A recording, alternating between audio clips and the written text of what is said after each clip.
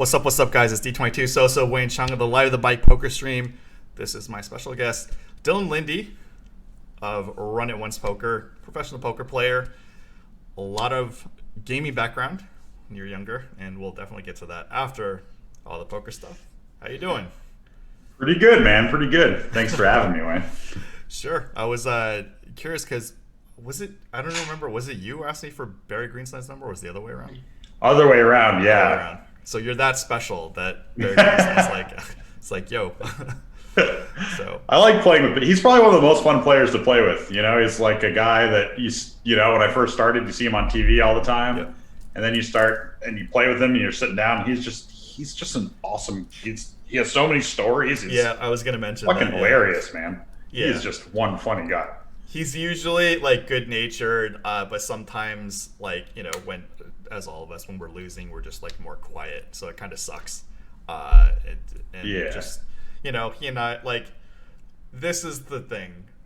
I don't know when you first played him. When I first played him, I was one of the young Thundercats. I'm like, oh, I got to beat this TV player. And now now the roles are reversed, and all these young kids are just like gunning after me. I was like, God damn, this is so like. Yep, exactly. Yeah, first time I played with him, I was pretty starstruck. I think that was still when he was giving away copies of his book, What year? Which that must have been heavy. Oh man, I would guess probably like 2009, 2010, something like that. I don't even know when I first played him, but I know I've literally played every form of poker with it except the new school mixed games. Oh, actually, nope, I lied. At the bike, I played new school mixed games with him. I literally played every form of poker against him. Yeah, I think I have too, because I played a bunch of tournaments with him in the series, and then last time I was out at the bike, there was a bunch of mixed going on there, and I played a ton with Barry. Did we play? Did you bury me? I don't think so. I think when I was there, it was. I don't think so. Maybe, but it was like 40-80, a little bit of 100, No. 200 with some like Arizona guys that drove all night to come. No, I know which game you were talking about, and I only play the 25-50 if I even do, because I'm just I'm not you guys. I'm not the super pro mixed game players. Really Oops, did I strange blow your limit. cover? No, that's okay. I am a strong, but not. It's like there's a lot of lineups where they would be real happy to see me. Yeah, no, that's how it is. And let's get to your poker history, and then we definitely have a lot of crossover with experience. So you started as a Magic the Gathering player, then competitive Tekken and Warcraft 3. Magic the Gathering, you said you peaked out around 2,000 ELO or something like that for. Yeah, for limited. Always a kind of a poor constructed player. I just didn't at the time. I didn't have the work ethic for it. Like play testing and stuff was really not my forte. I was I liked limited too, but my limited peaked out at like 1750, and my constructed was like 19 something. So it was weird because I didn't view myself. Nobody viewed me as a constructed player, but like I just performed better too. Like I don't know, whatever. Yeah, I mean it's different. It's kind of a different skill set. I mean they're the same, right? But it's like knowing your opponent's deck composition and what they can come up with is quite a bit different than like drafting, where it's like, oh, that kind of came out of left field. Unless it's like a card that you pass to them. Sort of thing. Okay, so we'll get to all the gaming stuff after poker. Then after Warcraft 3, you went into poker. So that must have been around, because I played Warcraft 3 at the beginning too. So like 2004, 5, 6, something like that. Yeah, whatever. I mean, pretty much like everybody else, it was like the moneymaker year was when my friends and I kind of started. I was going to college with Kevin McPhee at the time. And both him and I got into poker at the same time. It was pretty much we're super poor in those party poker ads that were like 100% deposit bonus. I didn't even know how to play. And I was like, free money. I'll just deposit $100. And I literally folded every hand because it was just a number of hands to play. So I would like enter, sit and go, fold every single hand till I got to the number of hands. And then just get my probably ended up netting like $20 or something. Yeah. Hey, $20 is $20 depending, what stage of your life. Yes, exactly. Then that was key. Probably blew it on the Magic collection. But then eventually my ego was like, I can fucking win at this game. I'm gonna let's play. And then I started losing a lot. Yeah. Really? No. Oh god. Party poker days. Yeah, like For whatever reason, I got into Limit instead of doing what I did when I first started and playing like those sit and goes. I decided that Limit Poker was the way to go and got Phil Hellmuth's book. And so I started playing Limit Poker with Phil Hellmuth's no limit, like extremely tight ranges. And so I would just fold every hand and then get really pissed off when my good hands would go 6 ways to the flop at $1, $2 full ring and then just get annihilated. But eventually I got it. I feel like I'm in the minority. I had a relatively smooth start. Of course, I got beat down like a couple buy-ins in the beginning, but I was off the races like really quick. Before solvers, there was 2dimes.net. I don't know if you used that. No. It sounds all familiar, math, but yeah, it's the original solver. I was like, unfortunately, I went the book route, so I got like all the Tom McAvoy books and the TJ Cloutier's and the. I read the books too. Used the Sklansky books, Hold'em for Advanced Players, Theory of Poker. Yes, yeah. I think those actually have held up pretty well. You know, it's like a lot of the no limit books are pretty bad in comparison to like using them in today's games. Maybe like much later, but Harrington on Hold'em, was I think key for me. But I did start doing well after losing, for a while, and then made like 5K or something over Christmas break, and then that was it. I was like, off the shit, races. I was gonna be a math teacher, and I'm like, well, this is like a fifth of my income.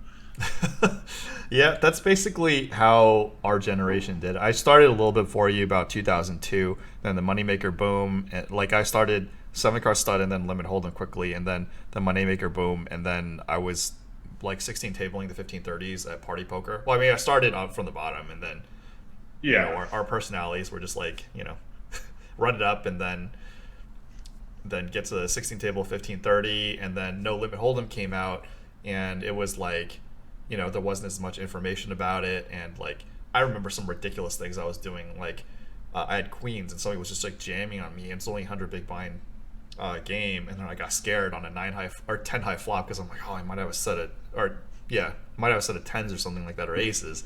Then he like makes me fold, and and he flips over jacks. I'm like, God, yep. Never folding queens ever. That's not true. Yeah. I cringe to think about the tight things that I used to do. And like when I first started playing no limit cash games, Kevin and I had this strategy where we would short stack, but we would buy in for like $46.25. So it would look like we thought it would look like it was like the Bankroll on table. We I'm sure like we all did. What other tricks did you guys do? Like, I'm sure we did a lot of different tricks. Did you mess with your screen names and stuff like that? Oh yeah, because you could change them all the time. So like I changed mine to, I can't even remember what it was originally, but people just kept like, how back in the day everyone used to talk so much shit at the table, and be like, oh, you're so fucking lucky and all this stuff. So people kept calling me, they were like, oh, you're a fucking luck sack. So I changed my name to I'm a luck sack. Yeah. And then Kevin changed his name to I'm a mark, and then it just kind of, I'm a luck sack, still my screen name on Stars and everywhere. Sick. There were so many people back then. It was just crazy. Like, oh man, absurd. I remember 2 of my names on Party Poker. One was Jack Bauer, but the E was a 3, and the other one's Y3AH.Y3AH, which was incidentally my Warcraft 3 name. But and I have several names on. I don't even remember them all, to be honest. I would bet that my first Party Poker name was also my Warcraft 3 name. Because it's just like, it's like a computer screen name. Like, this is it. It's my identity. Well, I wouldn't encourage it if you were like, I didn't use any of my StarCraft or Command and Conquer names. I waited, I used a name that was just completely obscure, that I didn't, Well, sure, because then if someone like looks you up, they're like, oh, this guy's probably smart and might be competent at this. So if you remember from Magic, John Finkel, Matt Place, several of them used their last name as their screen name. I think Kibler did it too. And I was like, well, just give away that you're like a good player, Right, yeah. Like, come on, guys. I know. And Guillaume Patry, who was a StarCraft world champion, he used Gur, which was his. I'm like, and I just messaged him. We were in the same sit and go, like 215 sit and go, and I'm like, Guillaume, is that you? And he's like, oh, I'm like, I'm like, it's so. And then he's like, oh, snap. And then just like we reconnected over the years from, different eras. So it's good that he used it, but at the same time, not good for his bottom line. Yeah. And the thing is, like, I hadn't talked to him in a couple of years, but there's only, it's a pretty rough bluff to be like, hey, it's me, it could have been a bluff, right? Yeah. It's definitely reaching. Yeah. So you did limit hold'em, and then you did the sit and goes. Yeah, I started doing sit and goes, and started doing like the because you remember when Party Poker got kicked out of the U.S., right? Like there was that big thing with was it NetTeller? What was NetTeller was after Party Poker first. No longer served in the U.S. and I think NetTeller did it after in about 2007. And I had gotten wind of it on 2+2. I'm surprised some other 2+2 people that I had on the podcast didn't get wind of it, because it was talked about in the forums for sure. And then I was aggressively cashing out. Actually, my timeline was that I was doing the 215s and the 109 sit and goes, and I was just crushing it. And then I think Harrington's book came out, and then all of a sudden everyone got like reasonable, and then my ROI just got destroyed. But like I was playing up to 10-20 no limit Party Poker, and then I jumped off into Hollywood Poker, which it was so much easier. Just all the side sites were a lot easier. And then I think on now, as you said, on 2+2 we got wind that Party Poker may have had issues, NetTeller's gonna have issues. So I'm like, oh, just get as much out of there as possible. And then it didn't happen. Like the announcement that Party Poker was or online poker wasn't kosher. Then Party Poker said, we're a public company, we're not going to be in the U.S. NetTeller just had a straight up shutdown. I know a lot of people who had money stuck in there first, which we all, for Black Friday was a big warning. But that experience already is like, okay, like everyone's got to be careful. I know Ike pretty famously like had his score from PCA was in NetTeller when it locked everybody out, like all of it. Wow. Yeah, that would have been a stressful few months. I don't know. I heard the people I know got it back. I don't know what the time frame was though. Yeah, I think pretty much everyone I know got theirs back. It was just about, it took some time and some stress, kind of like Full Tilt. Although I guess I didn't get all of my Full Tilt back. But that like movement sparked me to start playing on Stars, and Stars is where I started playing like the 180 man sit and goes, like started grinding like the lower stakes. Like that's how I really caught the MTT bug, was like I was playing 30-60 limit on Stars, and I just got absolutely trashed. Like, all right. Who are the right? T Prana was in there. I know that. Who else? And this guy, something guide from like was Unguarded there.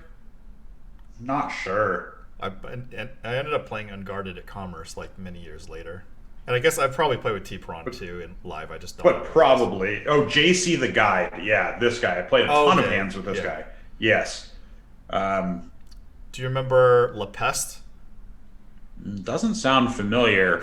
But I will say that a lot of those games were a red fog of rage to me, because it was just like I was doing so well in limit on Party, and then like in the time it took me to transition, because there was a good like couple months where after the Party was over and I didn't move to Stars, I was just like, oh, I don't know. I hadn't like dove all in for poker yet. I was still like going to college, sort of.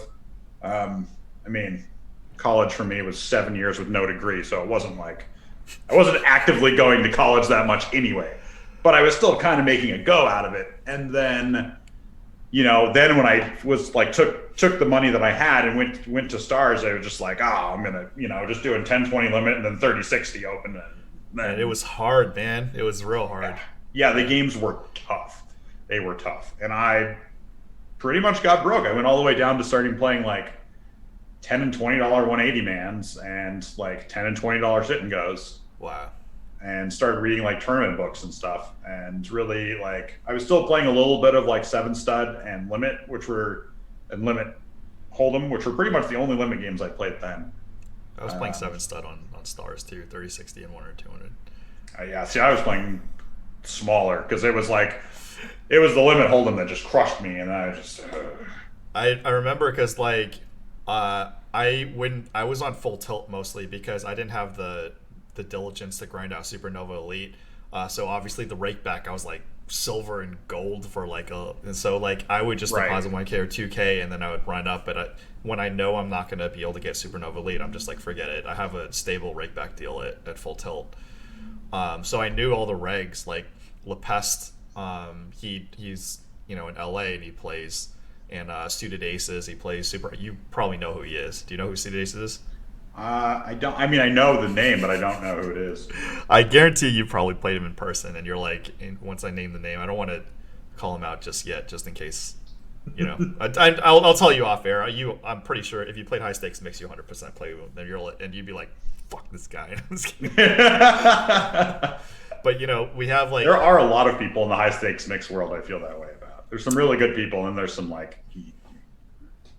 Yeah, but a lot of it's like once you hear they have like millions of hands online in like any form, they've gone through the process of just like evaluating their play and just surveying. Oh yeah, of course. It's more their personalities than their play styles that irritate me. Matt, almost called him out. He's a nice guy. Anyway, I chatted with him a couple days ago too, but let's see. Yeah, and then you go up to like 3060 or I think 5100. Then T Piranha Unguarded was there. Then 1 or 200, 204, and like Ziegler was there, and just like Palomino. Palomino was. I remember watching those games and just like what, like yeah. Dude, they were brutal, man. What was funny was Ziegler when he used the same name on full tilt, or he doesn't really play in full tilt. So when he did play in full tilt and I saw his name, like. All right, just give away who you are, and then I knew exactly how to play him, but I used a different name on full tilt. Yeah, of course. I mean, that was it's just like clearly the thing to do. I had the saddest full tilt story. So I started playing on full tilt as like I was like stars was all I needed. I wasn't like I didn't have enough volume with what I was doing then because it was after I'd already busted myself, and so I was like playing live. I'm originally from Coeur d'Alene, Idaho, so like North Idaho, but near Washington border. In Washington, there's a lot of card rooms, but they only do limit. So I go and play a lot of live there, and someone's telling me about full tilt. So I sign up, and I use some affiliate code to get a free copy of Super System. So turns out, years later, that I would pay God knows how much millions in rake and get 0% rake back on it all, just like the points. Like that person... It was like the greatest moments. They had no idea what was going to happen from neither did I. And I didn't even know for years that I'd actually fucked myself out of this because I didn't know how affiliate things work. Like I didn't know that I just thought no one got raked back on full tilt. So you didn't get anything? Just points. I mean, just, full tilt points. Did you do the Iron Man too? Yeah. So I heard of 100% rakeback accounts on top of the red pros. I only got 35%, but still 35% is like huge. Like yeah, it was like thousands of dollars a month. Yeah, it's crazy. Like it makes me cringe to think how much I gave up. It was a lot, depending how long you went, and then.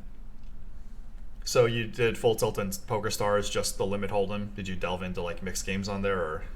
Eventually I did, but first I got really into MTTs. I got talk about that. won a $3 rebuy or something for 11K, and then it was just like the rest is history.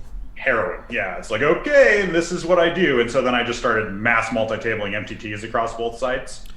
Why did you choose MTTs? Because that's literally the opposite of what I did. I literally can't stand tournaments. I think it's the ability to just be declared a winner. I think early on, like I've never been much of a gambler, and so I think for me, the risk threshold in cash games, especially after like rolling it up and then making myself go broke so fast, I really like someone who was already risk averse became even more risk averse. And in MTTs, I had this thing where in my mind, the risk to reward ratio was hugely in my favor because it's like I can win this small buy-in tournament and get a large amount of money. Little did I realize the amount of variance involved. Oh yeah. In MTTs, but I quickly just kind of fell in love with it because it's like the ever-changing format, right? It's like each stage is different, and it felt a lot to me like playing in Magic tournaments, right? It was like this whole thing where it's like I get to the top, I win first place, it's over, I start again. It was that kind of, because I was super obsessed with playing like Magic Online. And it was the same, it's like you enter a draft queue, you win your matches, you win. And that's what especially the 180 mans and stuff felt just that way. It's like, oh, I register a bunch of the same guys, there's like 10 tables, right? And all I got to do is beat 10 tables of people, and then I get 50 buy-ins, and it's amazing. But then I had built up a large bankroll, and the financial crisis of 2009? 8 happened, and my mom ended up losing her business and having to declare bankruptcy. And so I had to I just basically gave her most of my money, and then I got backed for playing tournaments. And so that's when I started getting back into playing Limit again, because I was back for tournaments, and with like makeup deals and stuff, it's harder to make money for yourself. So I started playing cash games on the side to do that, and then I started getting back into mixed. And Full Tilt had those 10-game mixes, and there was a couple of red pros that were just awful that I would just hunt and start, and so I started learning the other games I didn't know, especially like Badoogie and some of the draw games I really didn't know very well, but I was playing them at like middle limits. But I started traveling to play live tournaments and became friends with Steven Chidwick, and he knew how to play draw fairly well from working with Bakes, and I knew how to play split at that point from just playing a lot of live split in Washington. And so we just set to basically teaching each other how to play each format, and kind of collaborated on learning all of the games. And then it just kind of went from there. Like, started playing a bunch of the tournaments, because those were a really good way to learn too. It's like you get a bunch of hands for a couple $100 entry. And then really just fell in love with playing it. And it really, there are a lot of years where I was deep in makeup and had bankroll on the table and mix, and just, kept myself afloat with just finding really soft games and some really great Red Pro friends. Did you play against Maze or Bowie? Yeah. Do you know who that is? Yeah. Okay, we'll just leave it at that. I've mentioned him many times as well, buddy. And yeah, I didn't like, he would pop in the limit tables like occasionally. I'm like, who is this guy? He's not a reg, so he's probably bad, right? And then I'm like, he doesn't play that bad. Then I find out who he is. I'm like, oh, whoops, definitely not bad. That was exactly my trajectory of playing with him. It's like the few times I played with him, I was like, oh, this guy's he's not a reg, and then, come to find out. And it's like, okay. Yeah, shout out to Jesse. Anyway, it's like when some people like gifted the curse. I find out it was Spotty Dotty on Stars, Chris from NorCal, Balls Deep X, like Palomino, Phil UVA. There's like so many people, and just like you meet them in person. But it's like Jesse Martin, or everybody knows anyway, because it's his Twitter name. Yes, exactly.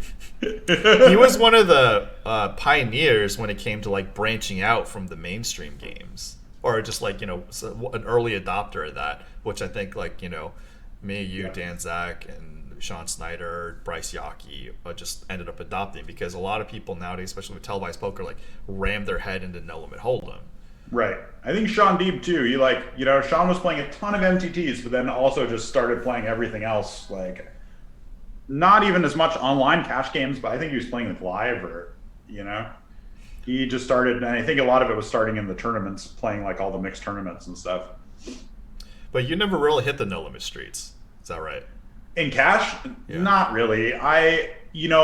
They're like both for cash no limit and cash PLO. I forced myself to play a bunch of Zoom just to learn, but never as like a good like money making way for me. Yeah.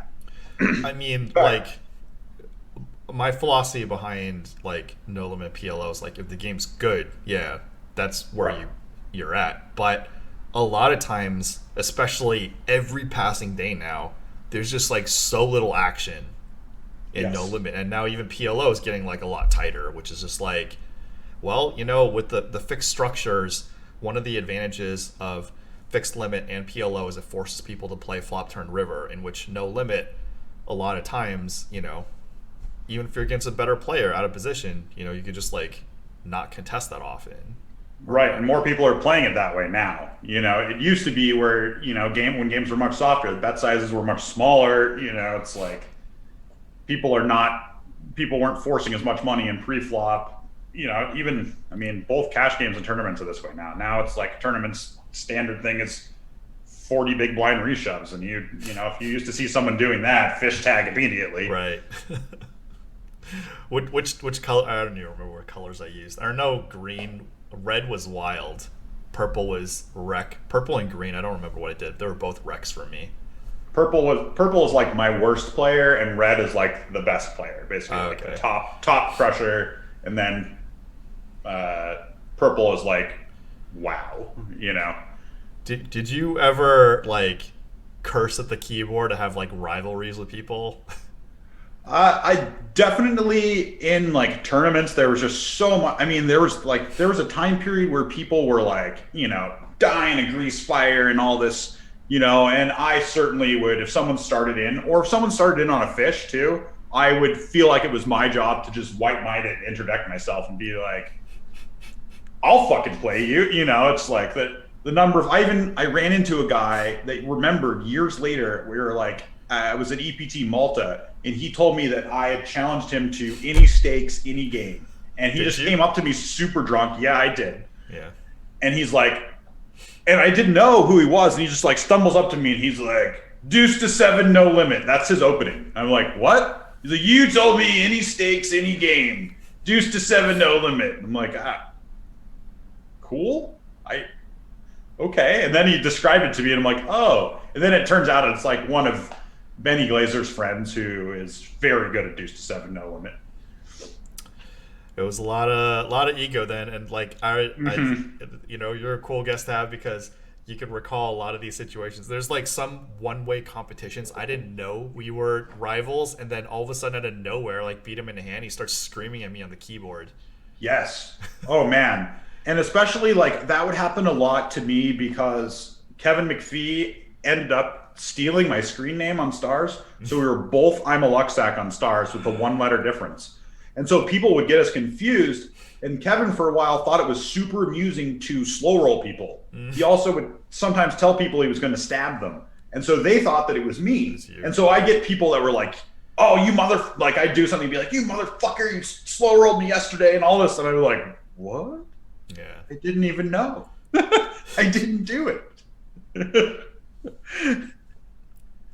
Hilarious times. Yeah, I'm trying to remember the people I tagged red, which were like, usually mine was like good, but it was more just like hyper aggressive. Like their post-flop aggression factor was just like 2 point something versus like, low ones or something like that. Just the complete nut jobs. Yeah. Shout out to Too Much Action and Piston. Yeah. And man. Pistons, he used to talk so much shit. You remember the name. Let's shout out all the guys there. What, Xerox 420? Or do you know who that is? No, I don't know that one. It's Jaeger Tsurikov. I mean, yeah, go ahead. I feel like people just used it. Some people just use it as a strategy, right? To just like piss you off and weren't emotional about it. But some people were just savage. What about Nosarog? I apparently played with him live. I don't remember. Like Albert. He was one of my worst enemies on. If you look at Poker Table Rating. Yeah. Who else was in the mix? Mr. Bunny. Shout out to Steinway. Recognize all these names? I recognize some of them, and some of them no because it was just so much tournaments for so long. And then it's most of the people when I started playing a ton of like mid to higher stakes mix, it's, just like playing against like Jungle and True Teller. Ooh, that's no fun. I like part of Jungle's trajectory to playing mixed was him and I playing quite a few sessions of heads up against each other at like lower stakes. And I was like, for me, it was like, oh, this is cool because I'd watched his like Card Runners video, so I knew who he was and knew he was playing like, railed some of his games. And now here he is playing me at like 30-68 game heads up. But then he would rage out because I would be like playing mix and playing tournaments. And so I'd be playing kind of slow. And so he'd just start mashing the Z key.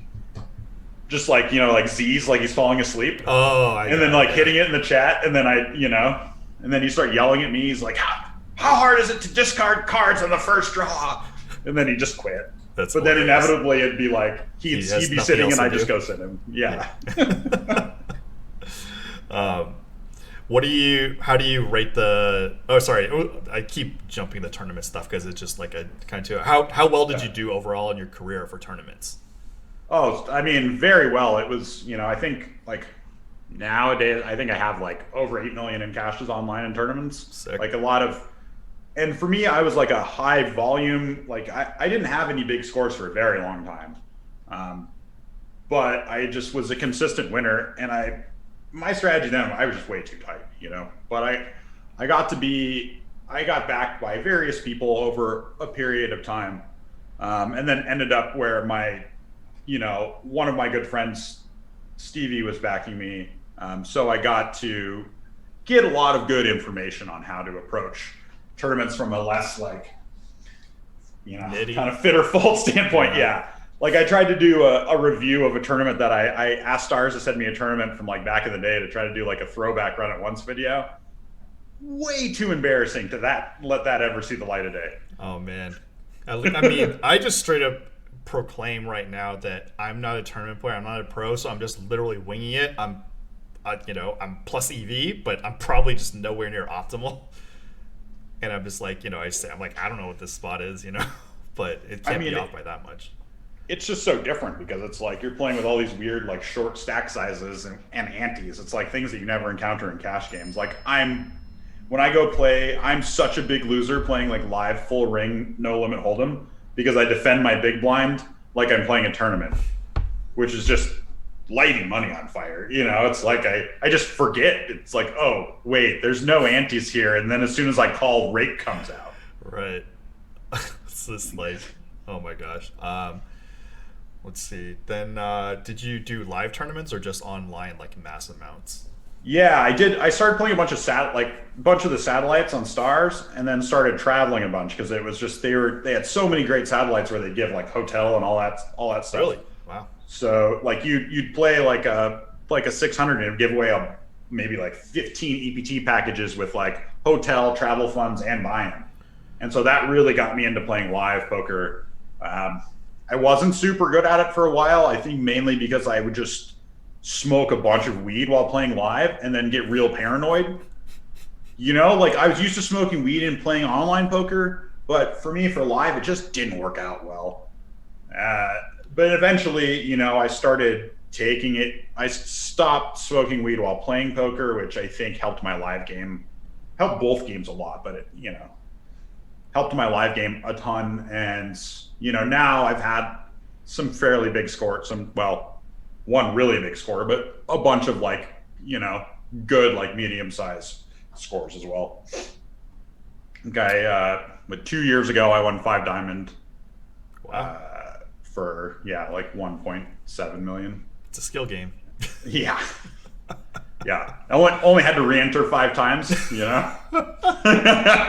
I asked a bunch of dumb questions because I didn't know about tournaments. I think I asked Darren Elias. I was like, how many re-entries do you do? And he's just like, unlimited? Like, why would you know? So no matter how high the buy-in is, yeah. You don't quit. Yeah, but it's tough. It's like because you think about it in a way where you're like, well, this one feels worse than the last one. Like, you kind of get down, and it's like, but each one, if you step back and look at it, each one you have the same shot. It's just your mental that gets weaker. Yeah, Like, yeah. I just didn't know tournaments, so I asked a stupid question like that. Because I was like, is there like bankroll management for tournaments? But I guess if you're firing them in the first place, it's like you shouldn't even really. You should be yeah, concerned. yeah, there is. It's just, you know, you need to have. That's why there's so much action selling and swapping and stuff, because it's just like tournaments are such high variance. I mean, How do you feel about that? Because obviously the Super High Roller Bowl versus Phil Hellmuth debate with like what's like good at poker, or what's a good tournament player at least. Do you think? I mean, I think, like, I mean, as far as Phil Hellmuth goes, he's a good tournament player. But he's not good at beating the best players, if that makes sense, right? Like, Phil is one of the, because there's two, especially tournament poker now. Like, the way it is there are like the super elite guys that, you know, have groups where they all study together and, you know, they're running big batteries of sims and stuff. And those guys are amazing players. Some of them are not as good at adapting to playing against fish, like deviating, right, as much. They're still going to win, Yeah.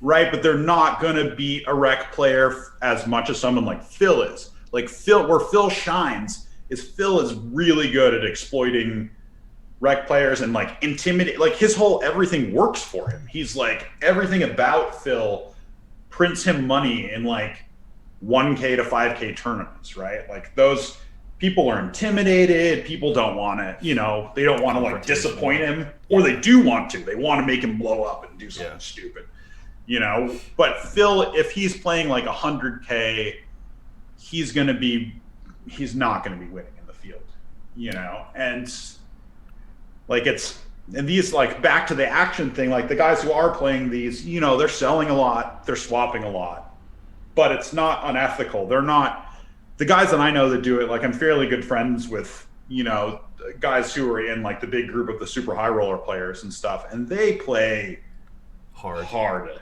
against each other. Like, they are going for the throat. You know, like, I mean, I've watched Final Table with like my two best friends sitting next to each other that I know have percentage of each other, and they're just savagely bluffing against each other and just doing crazy things, you know. What do you feel about like information sharing, I guess? Like, what do you mean, as far as like data with players, or like? Yeah, or just like, you know, like player reads, like, you know, when you get these cliques and groups, you know, they're going to analyze people and yeah, it's a slippery slope, right? Like, isn't that's kind of what like those guys, Hastings and SB Rugby and stuff, when they got in trouble with for Isildur. playing against Isildur, yeah, right? They were sharing a bunch of hand data, and it's kind of, I hadn't thought about it that way, but you're right. These guys do, you know, especially in the super high rollers, they're playing against a few rec players that play all the time, right? And they're sharing all of their sort of reads. And I mean, I get texts from friends. They're like, "Oh, have you played with this guy before?" yeah, You know, he does. I Because do. there's only like the guys who play those, you know, it's like when I'm Very playing in a small. high roller, yeah, the few recs, sure, there are random recs that I've never played with before, but for the most part, it's the same guys. And so if I have a friend that's playing against them for the first time, you know, I'll be like, "Oh, this guy likes to do this."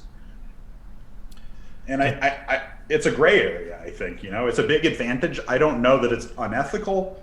I don't think it is, but it is certainly a big disadvantage that I think people don't realize. Yeah, and that this is like a lot of the debate of what's like Phil Hellmuth says, "I am the greatest," and these super high roller was like, "All right, we seen you play, you suck," but they're just, nobody has defined what is the best poker player, good poker player, and like, Right. Run It Once guy Thallo, I'm sure you know him too.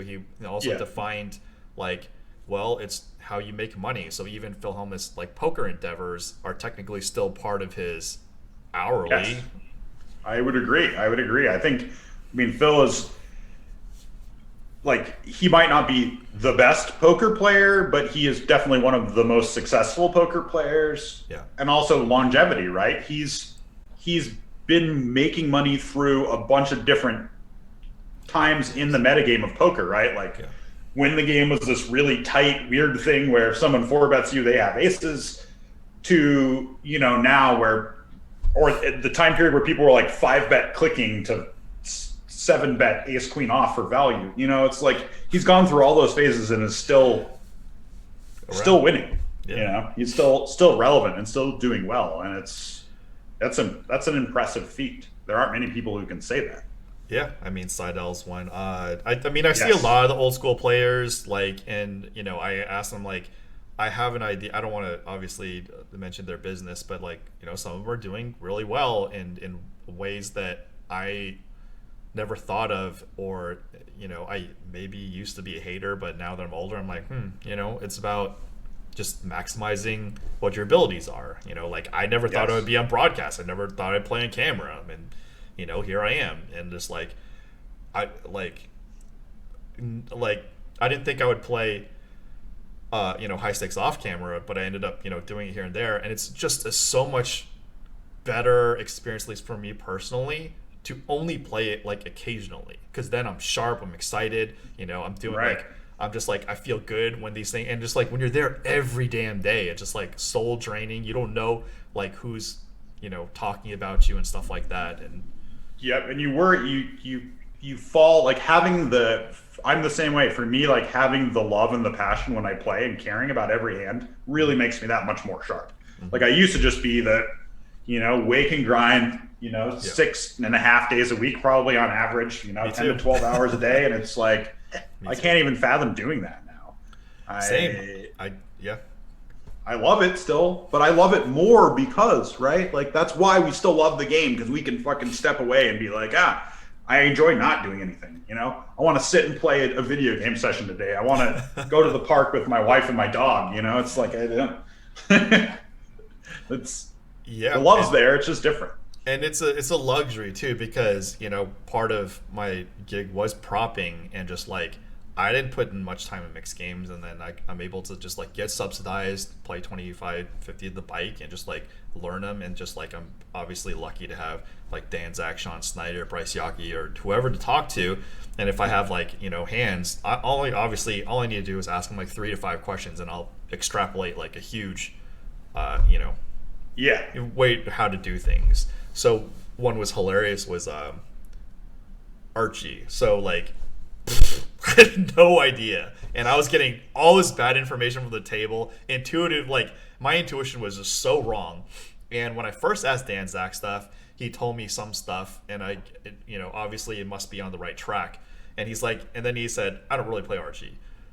2 months later, I was like, I have a stupid Archie question. And then I asked him, and he's like, oh, this is, you know, and he literally just like gave me the Bible. And I'm like, okay. All right. I've been approaching this completely wrong. Yeah. And just he dropped a lot of basic math for me that I'm just like, well, that's something there is no way I would have ever figured out. And, you know, obviously you need custom software for that stuff. And then, you know, some of the more advanced plays, you know, he let me in on, or advanced for the games that I'm in, not like the, you know. Yeah, absolutely.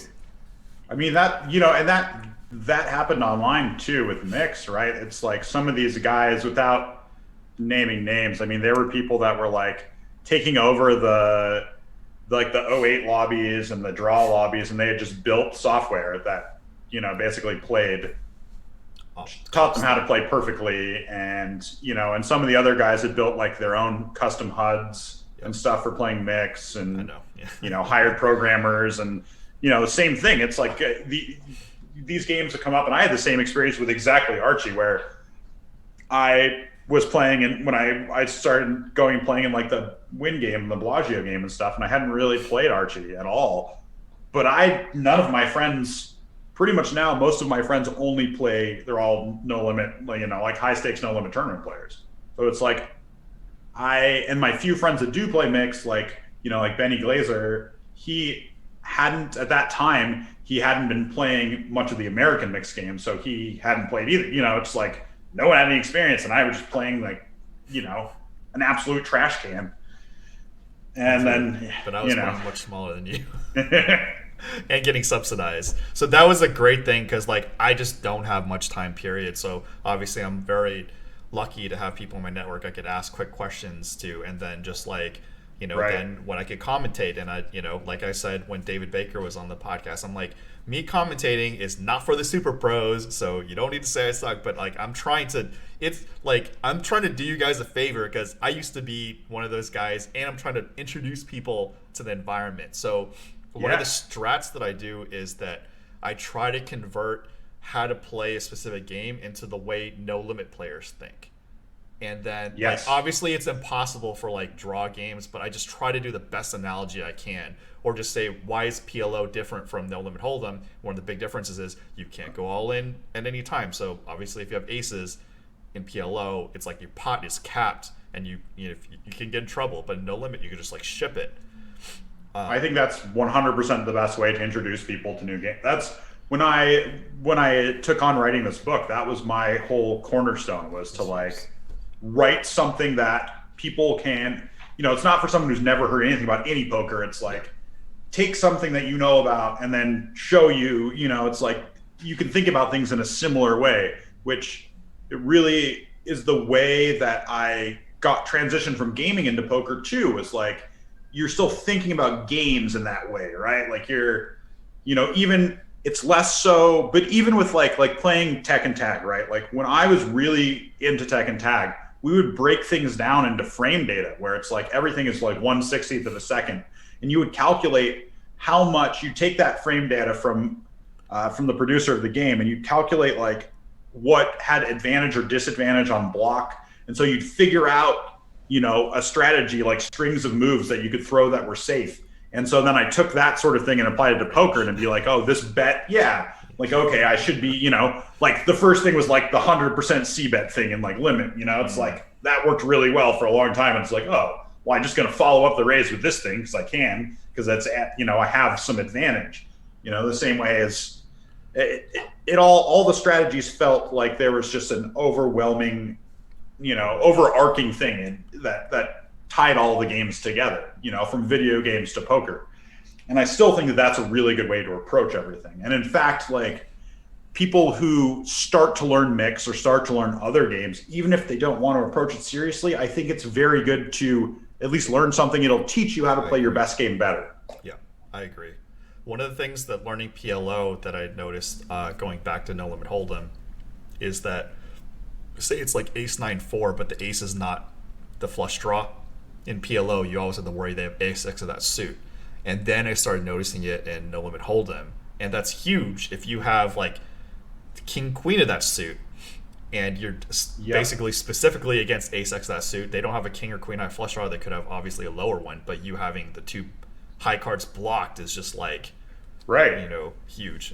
And then having things where it's like, even when you're finding your like lower frequency like flop, or your lower equity flop like floats, even where it's like the flop's like ace 8-3 with ace of clubs and 8 of clubs, like you can just do some calling with king of clubs 10, because it's you don't have to worry about that. You can actually realize your equity, whereas if the other way around, it's like you're going to be continuing less often. Like it really trickles down, and the more you learn, the more you see all this stuff tie together, I feel like. Yeah, no, absolutely. Strategically. Like, the 3 of thing actually started with 7 card stud, because you're dealt 3 cards, and a lot of times you're dealt 3 of, so it's like I get told all the time, like, my podcast is like good, it's so informative, why don't more people listen? I'm just like, well, I don't really sell the poker dream. In fact, a lot of I don't know what your view is on people aspiring to be pros now, but I discourage it. Like, I know I tell everybody don't do it.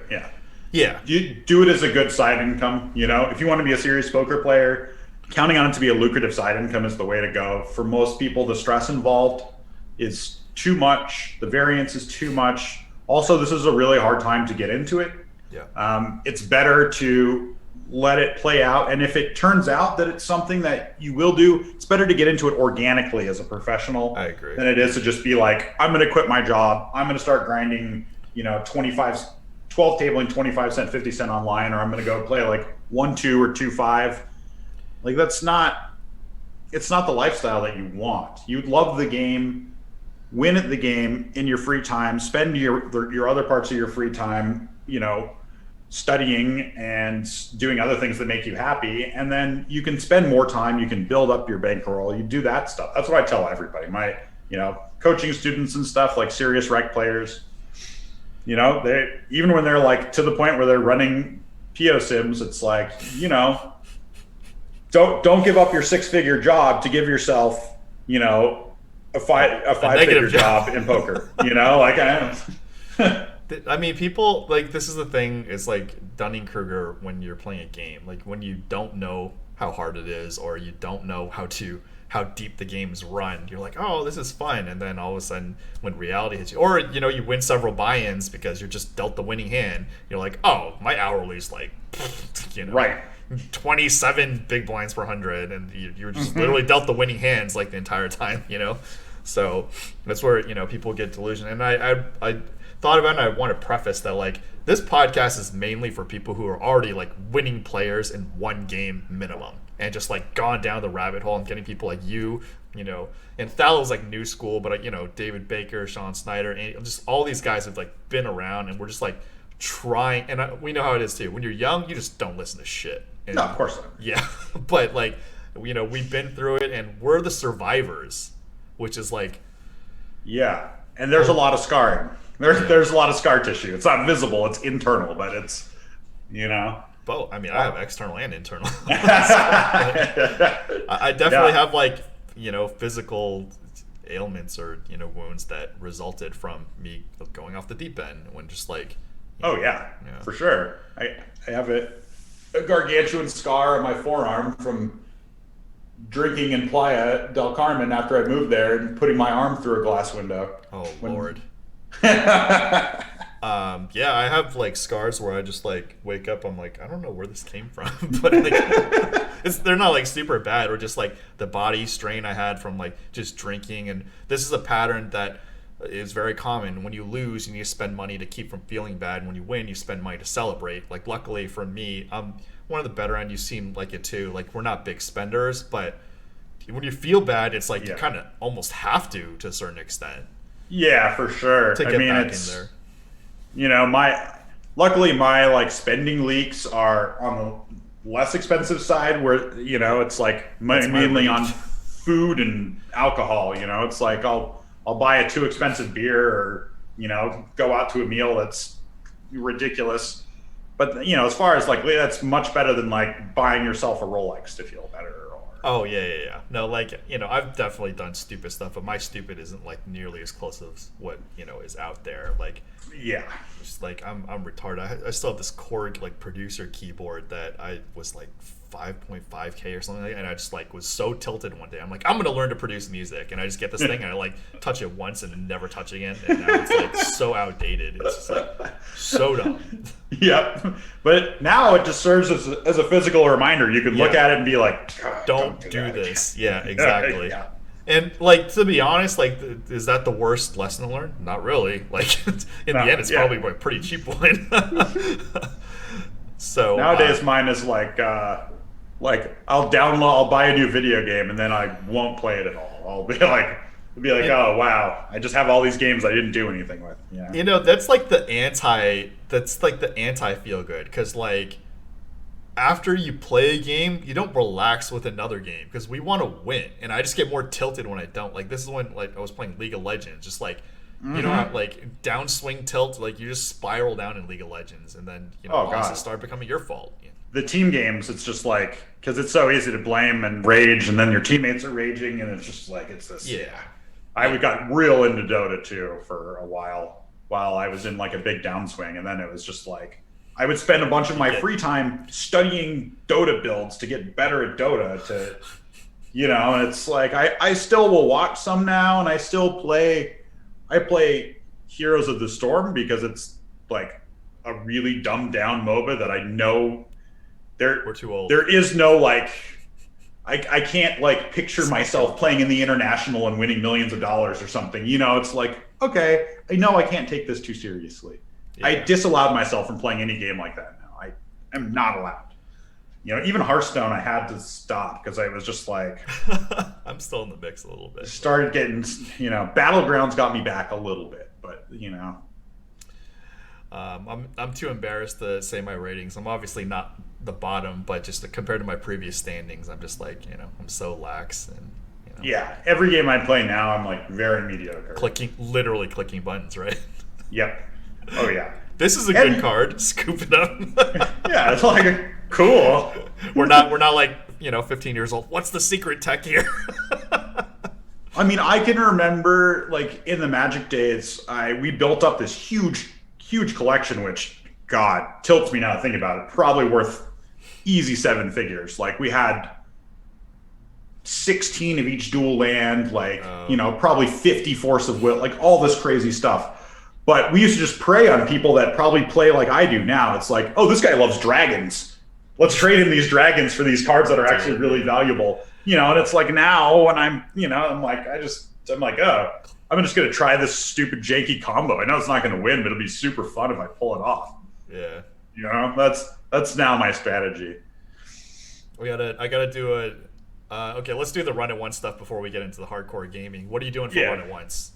I do mostly MTT coaching. I've done quite a bit of mixed game stuff there too in the past. But the problem is that the mixed game started to, specifically Stars, which is, after Full Tilt closed, Stars is pretty much the only place that offered like a rotation game or anything other than like 08 and Stud, like I think ACR has 08, Stud 8, but no draw. They did have a really fun pot limit Stud 8 for a while on ACR, but they took it away. That was an interesting game. So, but on Stars, I was producing mixed stuff, and then it came down to where the fields were shrinking, and the games I was playing, it was just playing against like the same opponents, and it started to be where my videos would be like I would have to start talking about just like read-based stuff. And that's not good for anybody. It's like, I don't want to call anybody out. I don't want people to have that information, especially because for me, when I was playing like 100, 200, 200, 400, 400, 800 on Stars, I was usually the 5th or the 4th best player at the table. And then there was just a big rec player that I was targeting. So for me to like give up the few of the game, like the guys who were better than me at like some of the games, a lot of them were like, I was better than them at like No Limit and some of the split games, but I wouldn't want to call out their weaknesses and give that away because that's like the only edge I have against those couple players, so then I stopped making that content as much and just focus more on tournaments because one, I just spend an insane amount of time like running sims and, doing all that sort of thing. So it's the best way for me to give back. It also keeps me motivated. And because that's what I play the most, it like producing that content makes me have accountability for my play. So it's like, if I make a video, I need to be able to explain. I can't just be like, because reads, it's like, I have to be able to break it down strategically and be able to call myself out for, a shit, like no play, it's like, and so it's helped me a lot. And I still have gone with, because there's so much interest in No Limit, that is pretty much what I produce. I have thought about making some videos from some of these third-party mixed sites, but I know that they're not super happy to have their stuff recorded. Yeah. So I don't really want to do that. I know like both Run At Once and D&B Publishing have asked me to make like mixed game video stuff for them. And that's really the only resource I would have to do so. And in talking with some of the people involved in it, it's not really something that they would, I could probably do it anyway. It's not like they can like sue me, but at the same time, I'm not going to be that guy. Like I don't. We have some 200, 400 mix in the Live at the Bike archives. I have watched 602. Yeah. I have watched all of them. So you have any problems with my commentary? You're like, no, not at all. Oh, really? Not at all.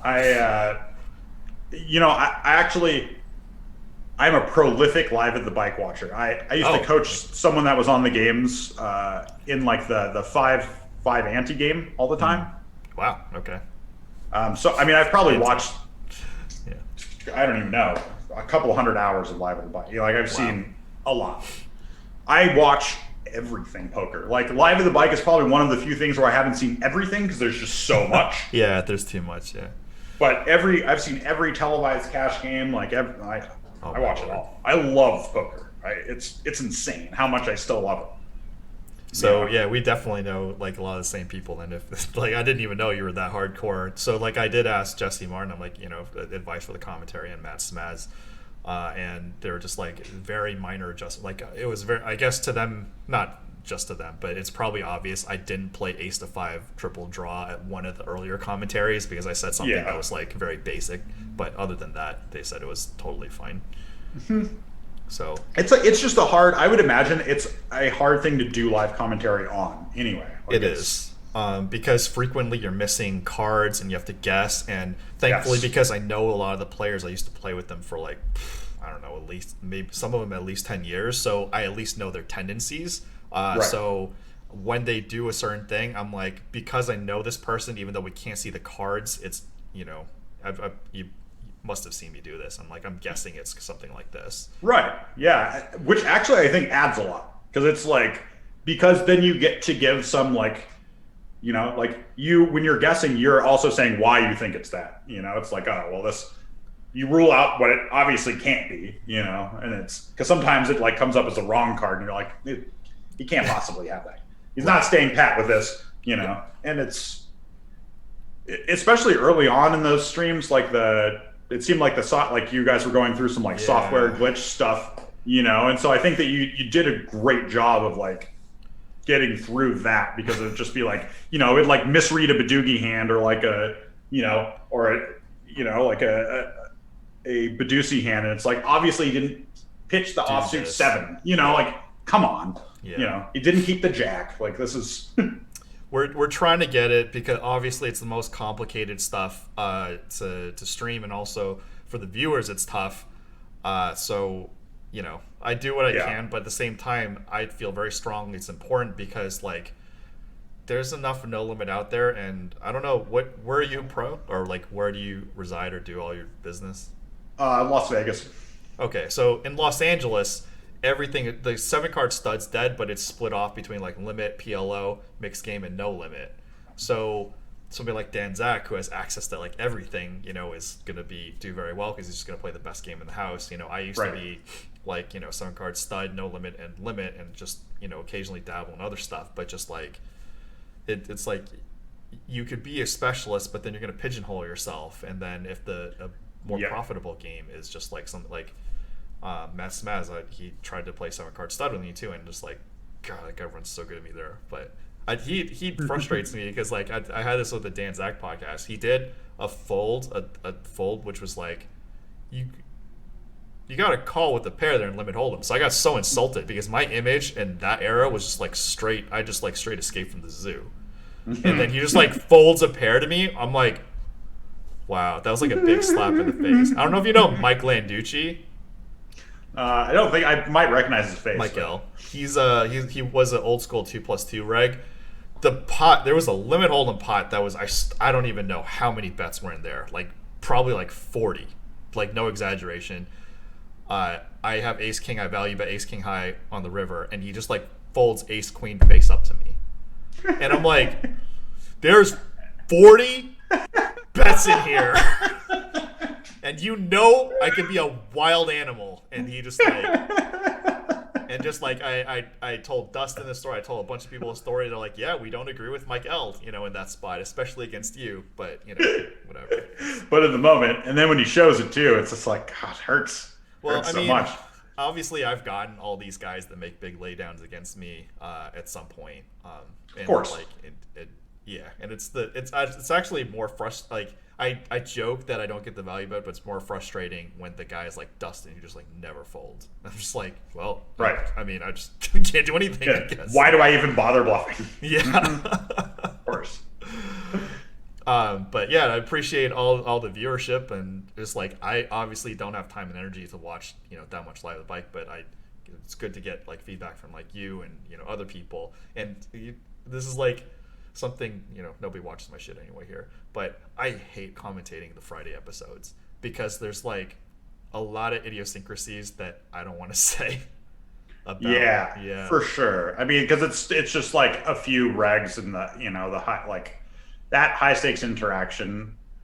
Unfortunately, it's not like some of the games you get away with having almost no commentary, right? But that game, it's like unless a couple of like a lot of the guys are just real quiet.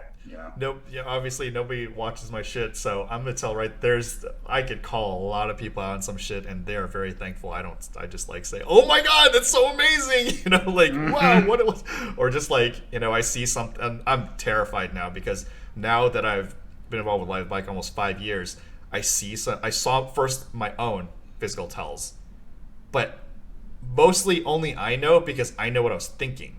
It's not less so to do with like the cards. But like because I know what I'm thinking, I'm like, oh shit, that's like really bad.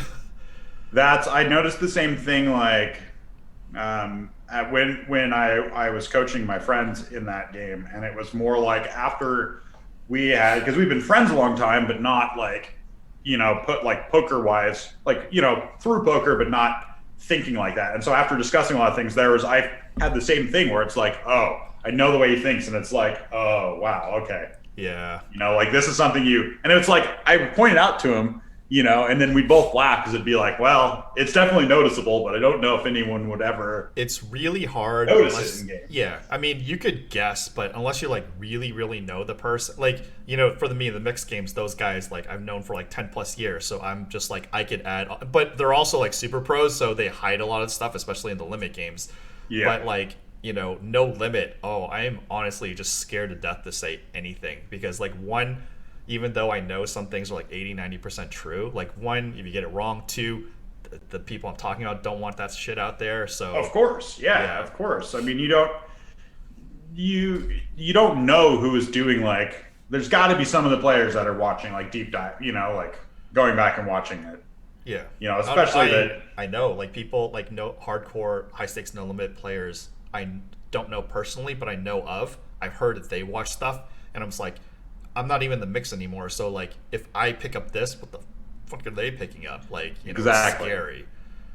Exactly, and I guess that's kind of the good argument for having this somewhat enclosed environment that Live at the Bike is, right? Where it's so hard to get in. Yeah. It's like the regs have priority, and so it's harder for someone that's just like out there watching, and then is going to come in and cherry pick. It's a very challenging process to put these games together. They're very stressful, It's just like, and one of the things is like I don't explicitly say this all the time, but the rules are basically one, if you're from LA and you're a reg on the show, you have to get priority because it's like a character thing where it's like a constant evolution and just like you're paying rake at this casino, so so it's just like some super famous players who aren't like Phil Hellmuth, like Esfandiari level. It's just like, sorry, like.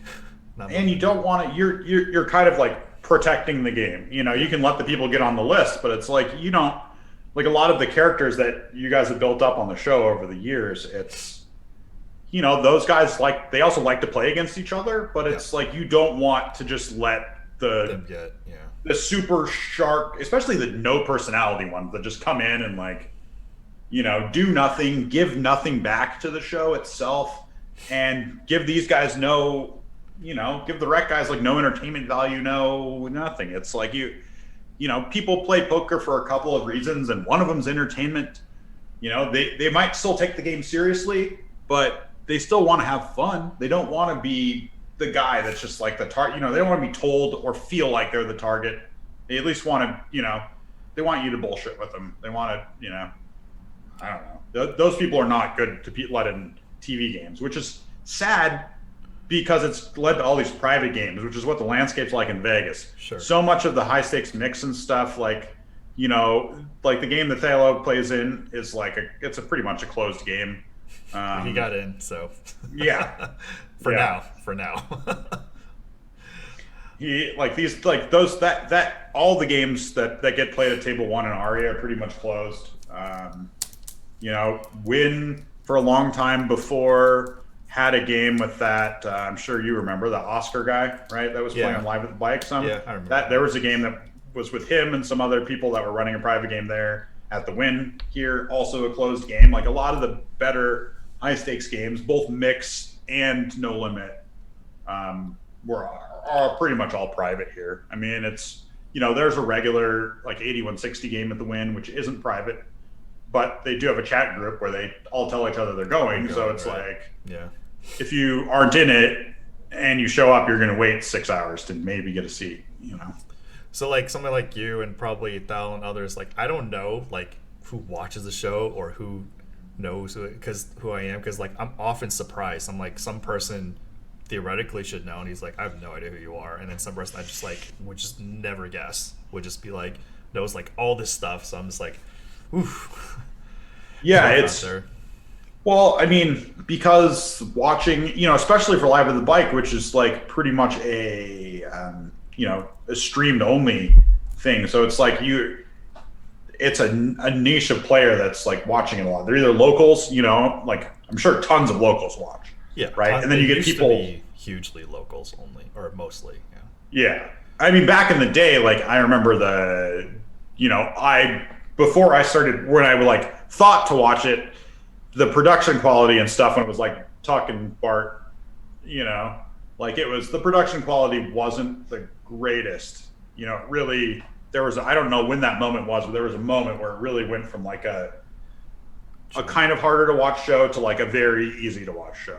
You know, like Brian Arakaki. No, I have no idea actually. It's probably Brian Arakaki's doing, but you know, it's a team effort back here. Like, you know, I think there's a lot of people who work on stuff that you don't see on camera that are, you know, just helping out here and there. So right. You know, shout out to all of them. You guys know who you are, and yeah, it's I don't know what to say. Like it's like yeah, the way I approach improving the show is like, first and foremost, a lot of things like a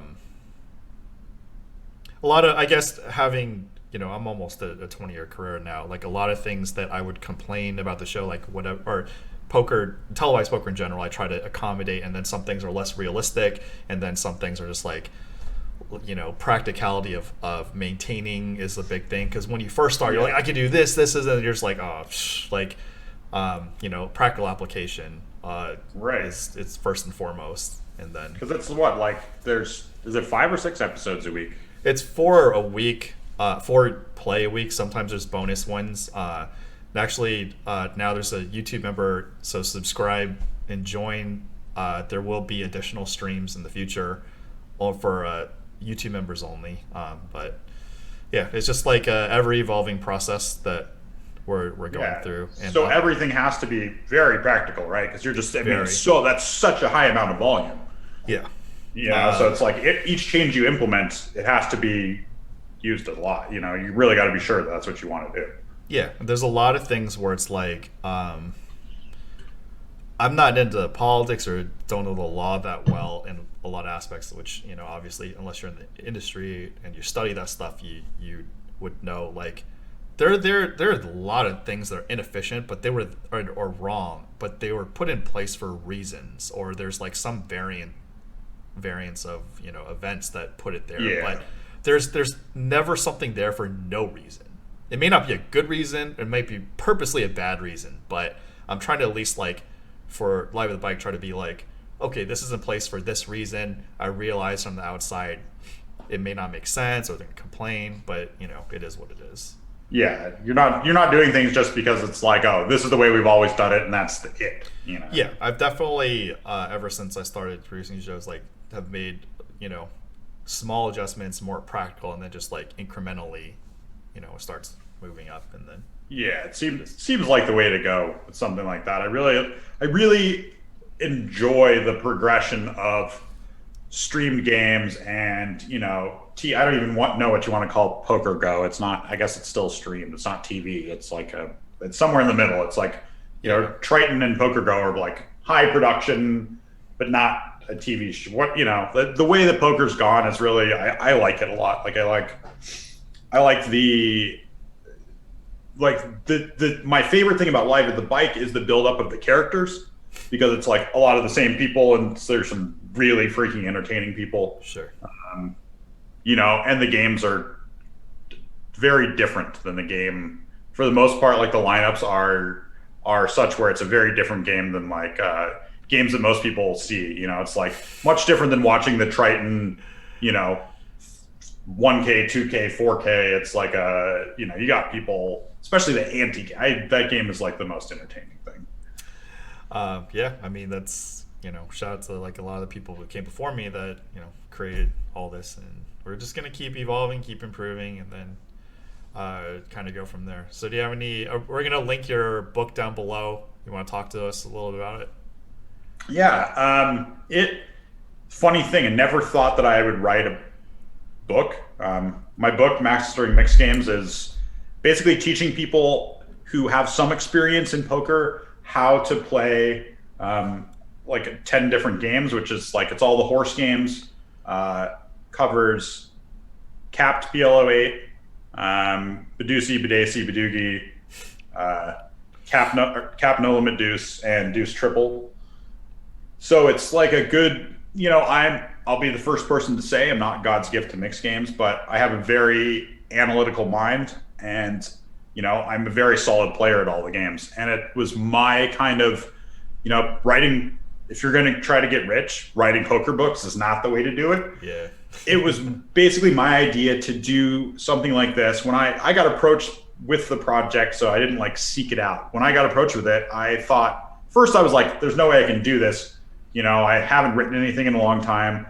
I thought a little bit more about it, talked to my wife, and she's like, well, it'd be pretty fun if you could do it, right? Like, you would be proud of yourself. You'd feel good. Like, see what you can do. And then I started thinking about, like, these games are kind of, they're kind of like dying, right? And drawing people in, giving people a way to learn makes them less intimidating, because people are like, my no limit friends are like, what's a Badugi? Like, it's, they're like, what does that even mean? What is, Badesi? No, I'm not learning how to play that. And so giving someone something to start was why I wrote the book. It's,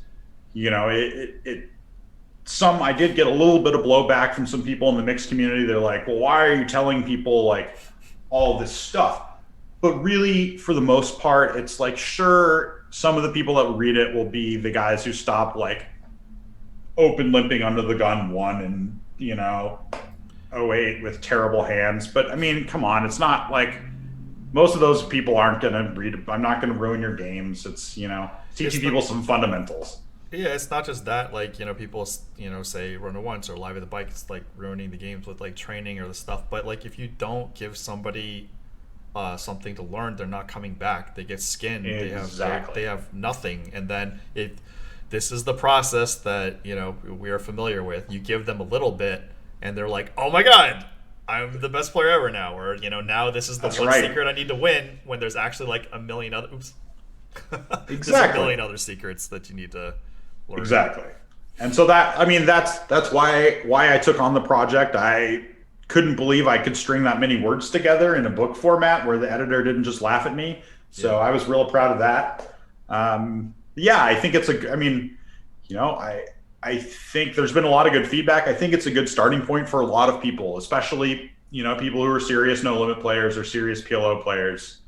It's pretty much the target audience is, kind of like what you were saying about the podcast. It's like, this isn't for like, Joe Schmo to go by and like, you knew nothing about poker, or if you're already beating like high stakes mix.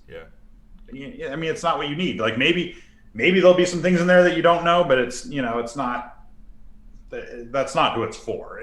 It's to get people to learn, to expand the game, to, for everybody that's sitting in the 1,500 dealer's choice at the World Series that has no idea how to play half the games. It's like, here's a really good place to start. I played this obviously not this summer, but the summer before when it came out, there were so many people sitting at the table reading my book at my table playing with me in the 1,500. And it's like, yeah.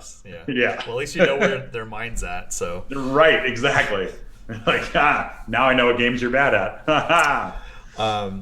It's definitely rewarding too, because one thing that at least for me, and I talk to many people like this, when you only play poker for a living, you're just not building anything except money, and it just and then your ego takes a hit when you're not at peak, you're chasing peak, your win rate goes down. There's so many like subtle things which you shouldn't care, but you do because you're human. Yes, exactly. So when you start building something like year 2 propping, I literally lost like 95% of my hands for like a year and 3 months, and I bitched to like Dan Zach and JJ Lagar's, a bunch of people, and everybody is like, they saw it. So, and they know my personality. I'm not going to bitch unless it's like serious. And I'm just like, and then, Dan whipped me into shape. He's like, dude, you sound like one of those bad players. And then in a span of a week and a half to 2 weeks, I'm like, oh, okay, I got to, get back in there.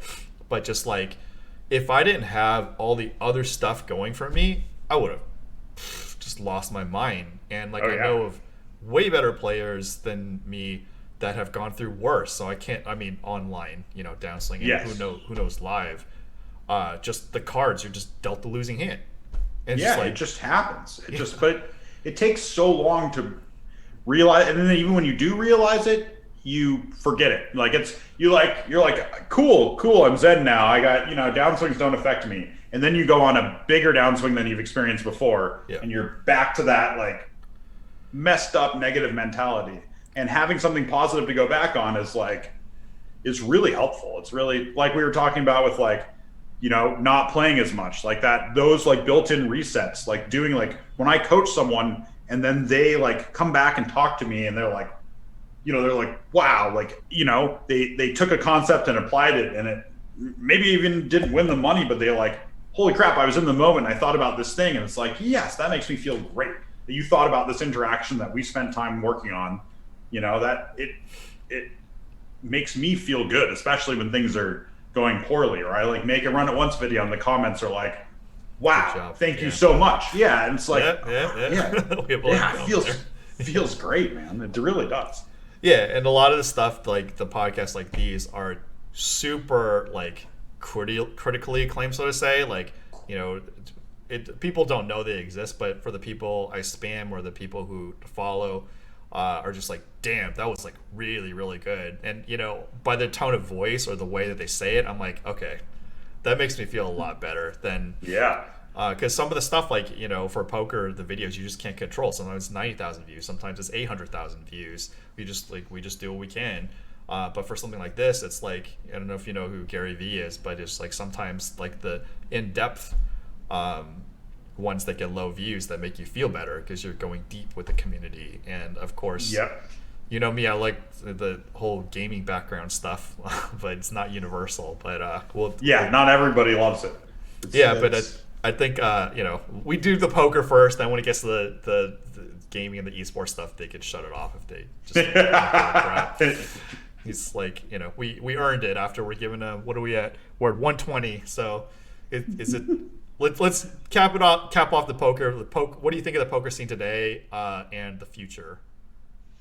So I think I have high hopes for the future because so many, especially for live poker, right? Because it's so much of the landscape now is people worried about like real-time assistance and that kind of stuff, which is somewhat applicable. It definitely, I've even turned in some accounts that I know use it.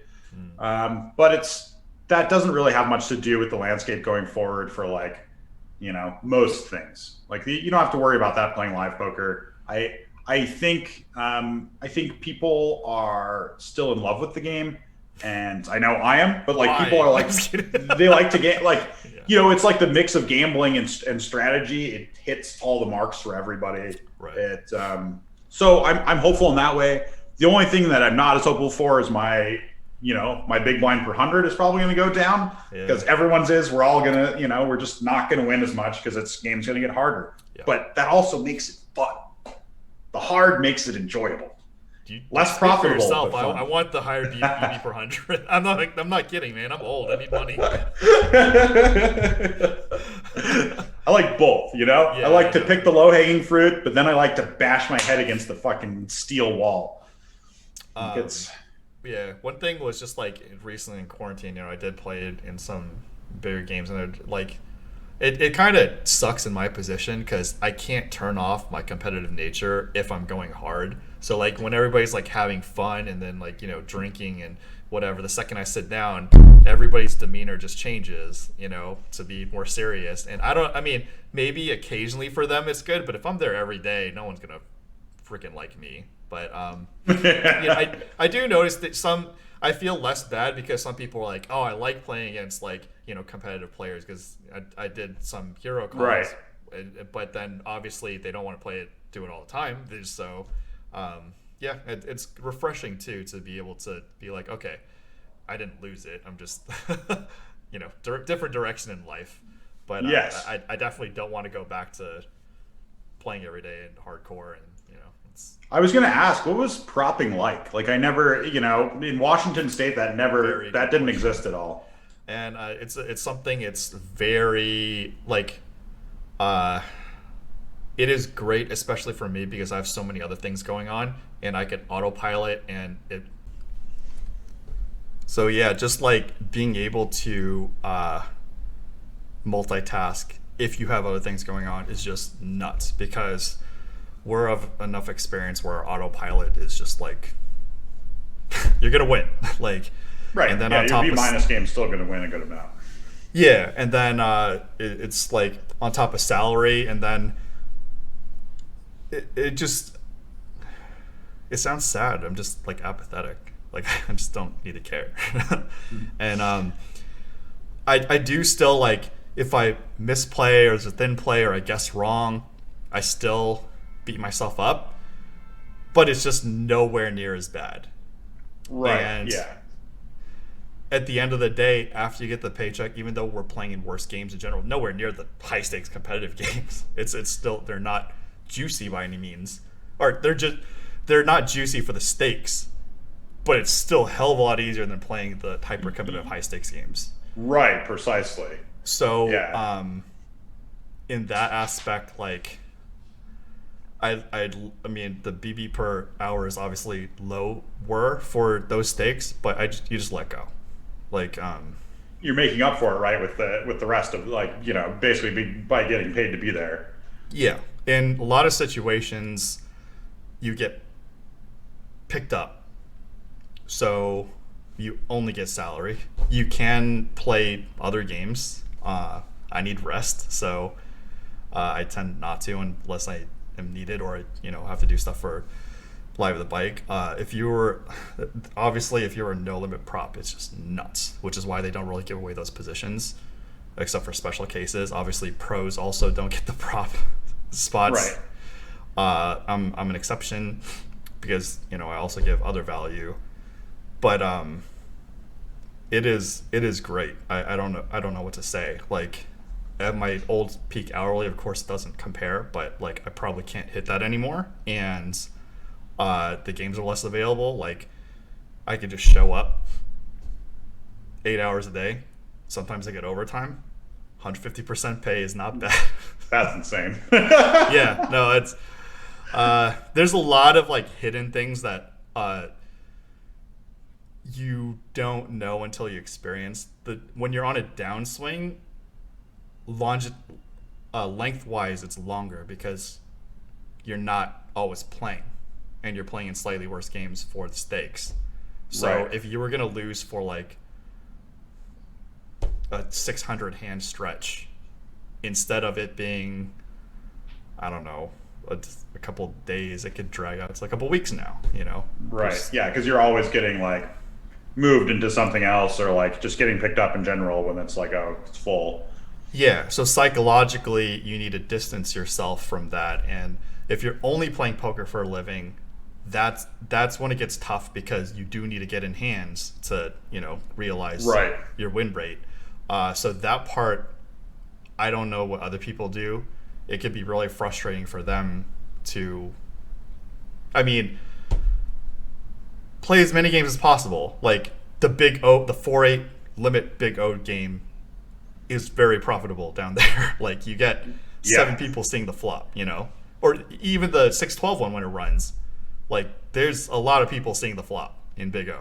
Like play that game, but no, they're sitting around because they're so obsessed with either limit hold'em or no limit hold'em.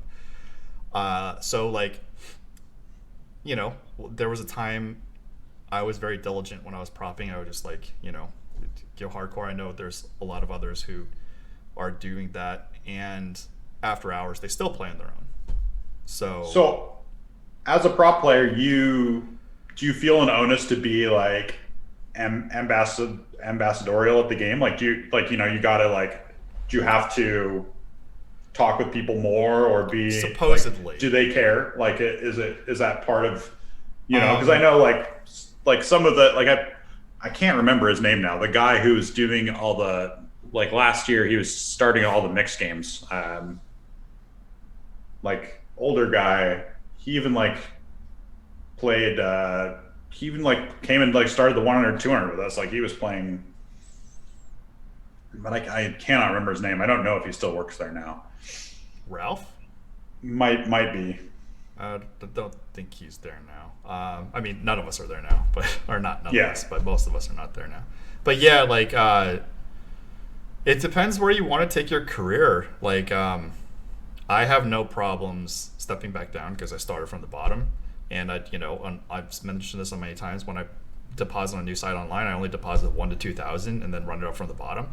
Right. So like that's fine. Like I don't miss.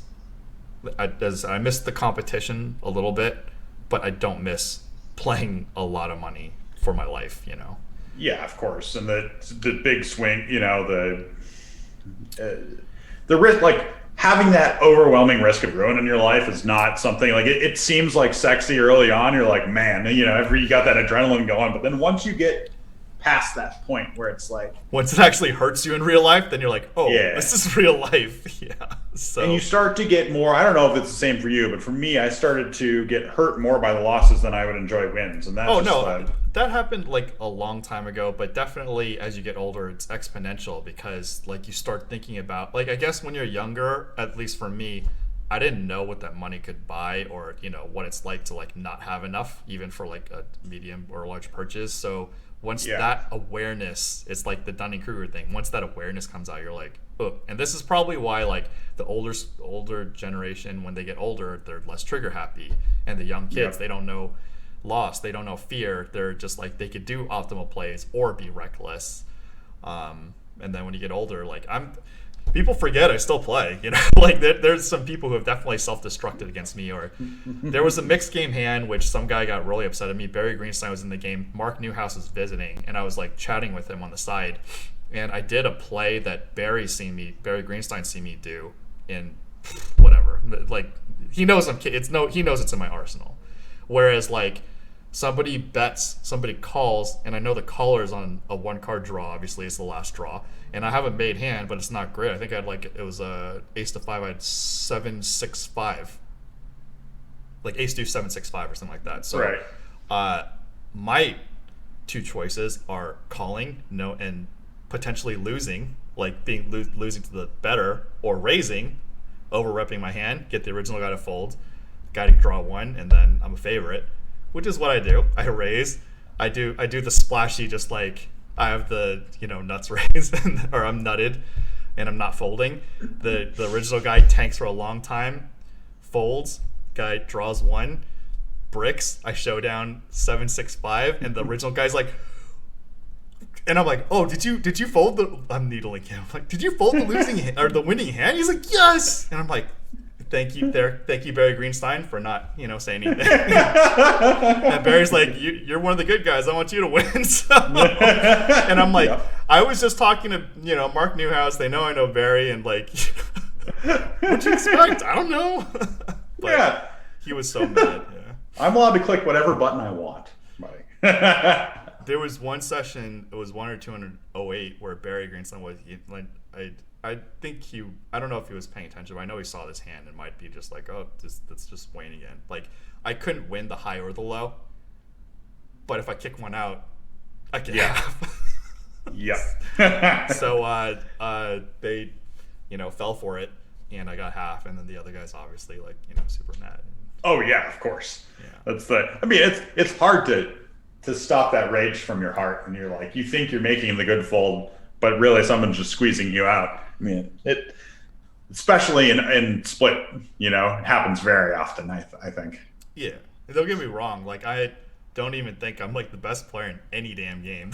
Like, well, if I try, I could, maybe be one of the tyrant players, but there's guys that just like still love it, still competitive, that just like, I'm like, white flag, man. I'm gonna do what I can, but in nowhere am I gonna be like, these guys, like some of these guys are just savage beaters, and it's like I get to play against them in like tournaments of the series, and then in cash games, it's I just don't play those games. Yeah, I mean, if I you know, during quarantine for my ego, I'm like, okay, if I really had to play for my life, I could do it again. But like, Yeah. definitely don't want to do it.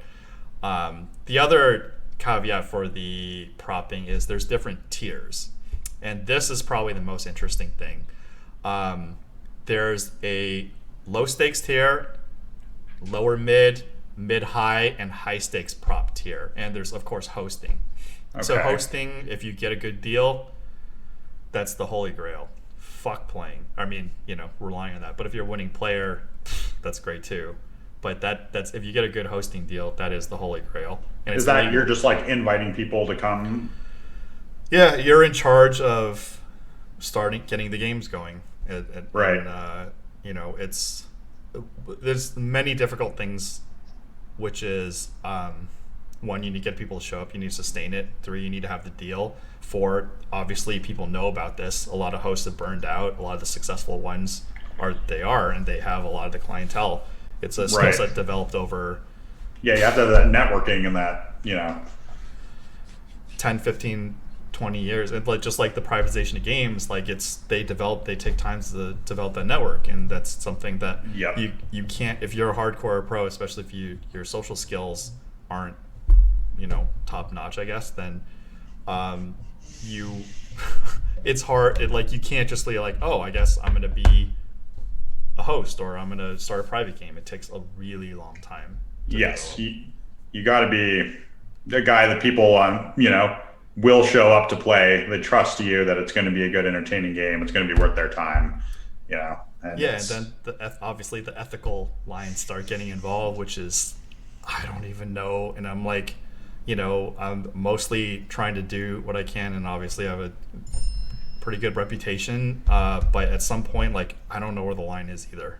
Yeah. I don't even know how I feel about it. Like, I'm usually, I don't know. Yeah. I'm a lot of the time the person getting shut out of the game, but at the same time, it's like, I can't say that it's unethical. I don't like it, but I can't say that they're doing something that's wrong. Yeah. You know, I can't say that I blame them. People can play with whoever the fuck they want to play with, you know? Yeah. Like, maybe they shouldn't be allowed to do it in a casino, but who knows? I don't know. Like, I've mentioned this on broadcast. Like, there was a time in commerce where, like, I would have my name on everything, and they could just change the variables, like the buy-in, or, you know, and just like, okay, that's a completely new game. So I would much rather have it be a private game than to be what happens to me a lot of the time at commerce, where I feel like there's just a big corruption issue or something, where it's just like, if you were in with the floor guy, you can just bump some, you know, it's just like, they'll just, you know, like, I've just sat there and had them skip me, where it's like, they just did, you know, they're like, oh, we called you, and it's like, I've been sitting there.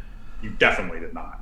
Yeah, so at least, like, in my era, like, I was a reg and known, so they can't do that to me. Right. You know, I mean, I'm sure occasionally a random initial gets slipped up ahead, but, like, I'm literally standing or sitting next to the board. So yeah, it's pretty tough to pull it on me. And, like, luckily, if it did happen, it's probably pretty minor, but it just, yeah. And then the other thing, so high stakes propping is obviously the highest pay, incredibly difficult to get.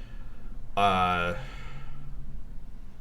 don't know the exact deals, but the hourly pay is pretty decent. But I would imagine there's less need for it, right? Because it's like, if a good high stakes game exists, it's just going to fill, right?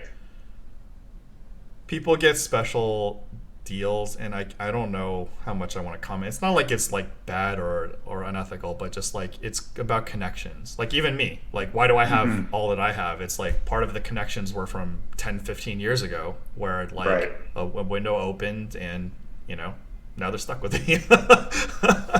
So the high stakes prop positions, while they exist, there's no invite to that. Or, I mean, like, normal people are not getting that. There's some special cases where, if they want to give out those positions, they can exist. And there's probably other tiers too. So the we're going down the holy grail tiers. And the thing is, like, the salary you get from even the high stakes propping, like, you know how it is. You get murdered in high stakes. That ain't covering shit. Yeah, unless they're paying you a lot. Like, it's it's like a lot, but like it's compared to what you're risking. Yeah, and if you're getting forced to play in games where you're like the worst player or close, it's like it could be. Which clearly sometimes the host and the prop is the draw. It's like, that's where the game starts. And then, it goes from there. Oh, revealing way too much here. So then the mid-high, which is I started, which is very comfortable, which is you get a pretty decent salary, and it varies from place to place. And then just like, obviously with my background, I could play any-handed. I'll play heads up if I have to, but like I don't want to for social and ethical reasons, because like if you start playing, it's like we play heads up, say I bury you for 3 racks and I'm done with my shift, I want to go home, right? And like obviously the expected value, whoever's a favorite between us two, is just like it's X, but the actual result is going to be a large dollar amount. So I just don't even want to enter that unless I tell people, which did happen because I was on graveyard shift. I'd be like, we're leaving at X time. And then they say, okay, because they're degenerate. Sure. Yeah. I mean, it's, as long as that's established beforehand, I could definitely see some hard feelings being felt by people. It's like if you break the game by saying it's time to go home. So exponentially, it's worse. Heads up obviously is the absolute worst. If I quit you and you're down 3 racks and I'm getting a salary, like how much? Not going to be pleased. Yeah, there's a lot of animosity for 3-handed.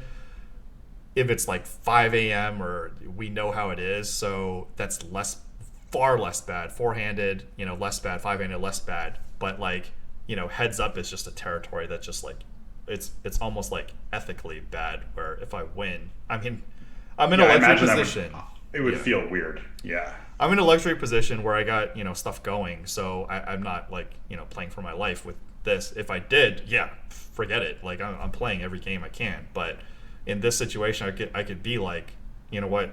I don't play heads up. Even 3-handed, it's like I'm willing to play, but you got to know that if I have to go home soon, I'm going home. Yeah, you could just, it's kind of like the same. People do this nowadays with like how evolved online poker has gotten, where they just say like, look, I got to leave in 40 minutes, or whatever, let's play. We'll play 3 more buttons each, and then that's it. So, like, people are getting better about that. There's more transparency with that kind of thing, and so I would feel like people, as long as you're clear, that it would be less awkward, because I could definitely see some people, especially since you have to be there every day, and if it's regs, if it's some reg that you're really pissed off, it's like that could just be uncomfortable. And people just give you lip too, like how like just poker in general. And then if like how it is, if you're getting paid, like what kind of complaining do you have? Like even if you're getting buried, you're still getting an hourly. So like it's probably leaves you can't defend yourself as much at the table too. Exactly. It's like people, you got to just kind of take it and be like, okay, buddy. So I do what I can, for the customers. I do what I can for the staff, and just like kind of go from there. And it's just a different life. And to be honest, like I have a good friend I don't really talk to anymore, and sorry for pissing him off, but he did recommend that my personality is more suited for a prop. But I used to be so arrogant. I used to be like, oh, they'll never catch me dead being a prop, because look at my hourly, right? And then the bad things happen. You're like, oh, please give me a prop job. And then it's just like there's something I didn't realize too, because I used to play, like if I'm working on projects, I'll play for 6 months and I'll work on my project for 6 months.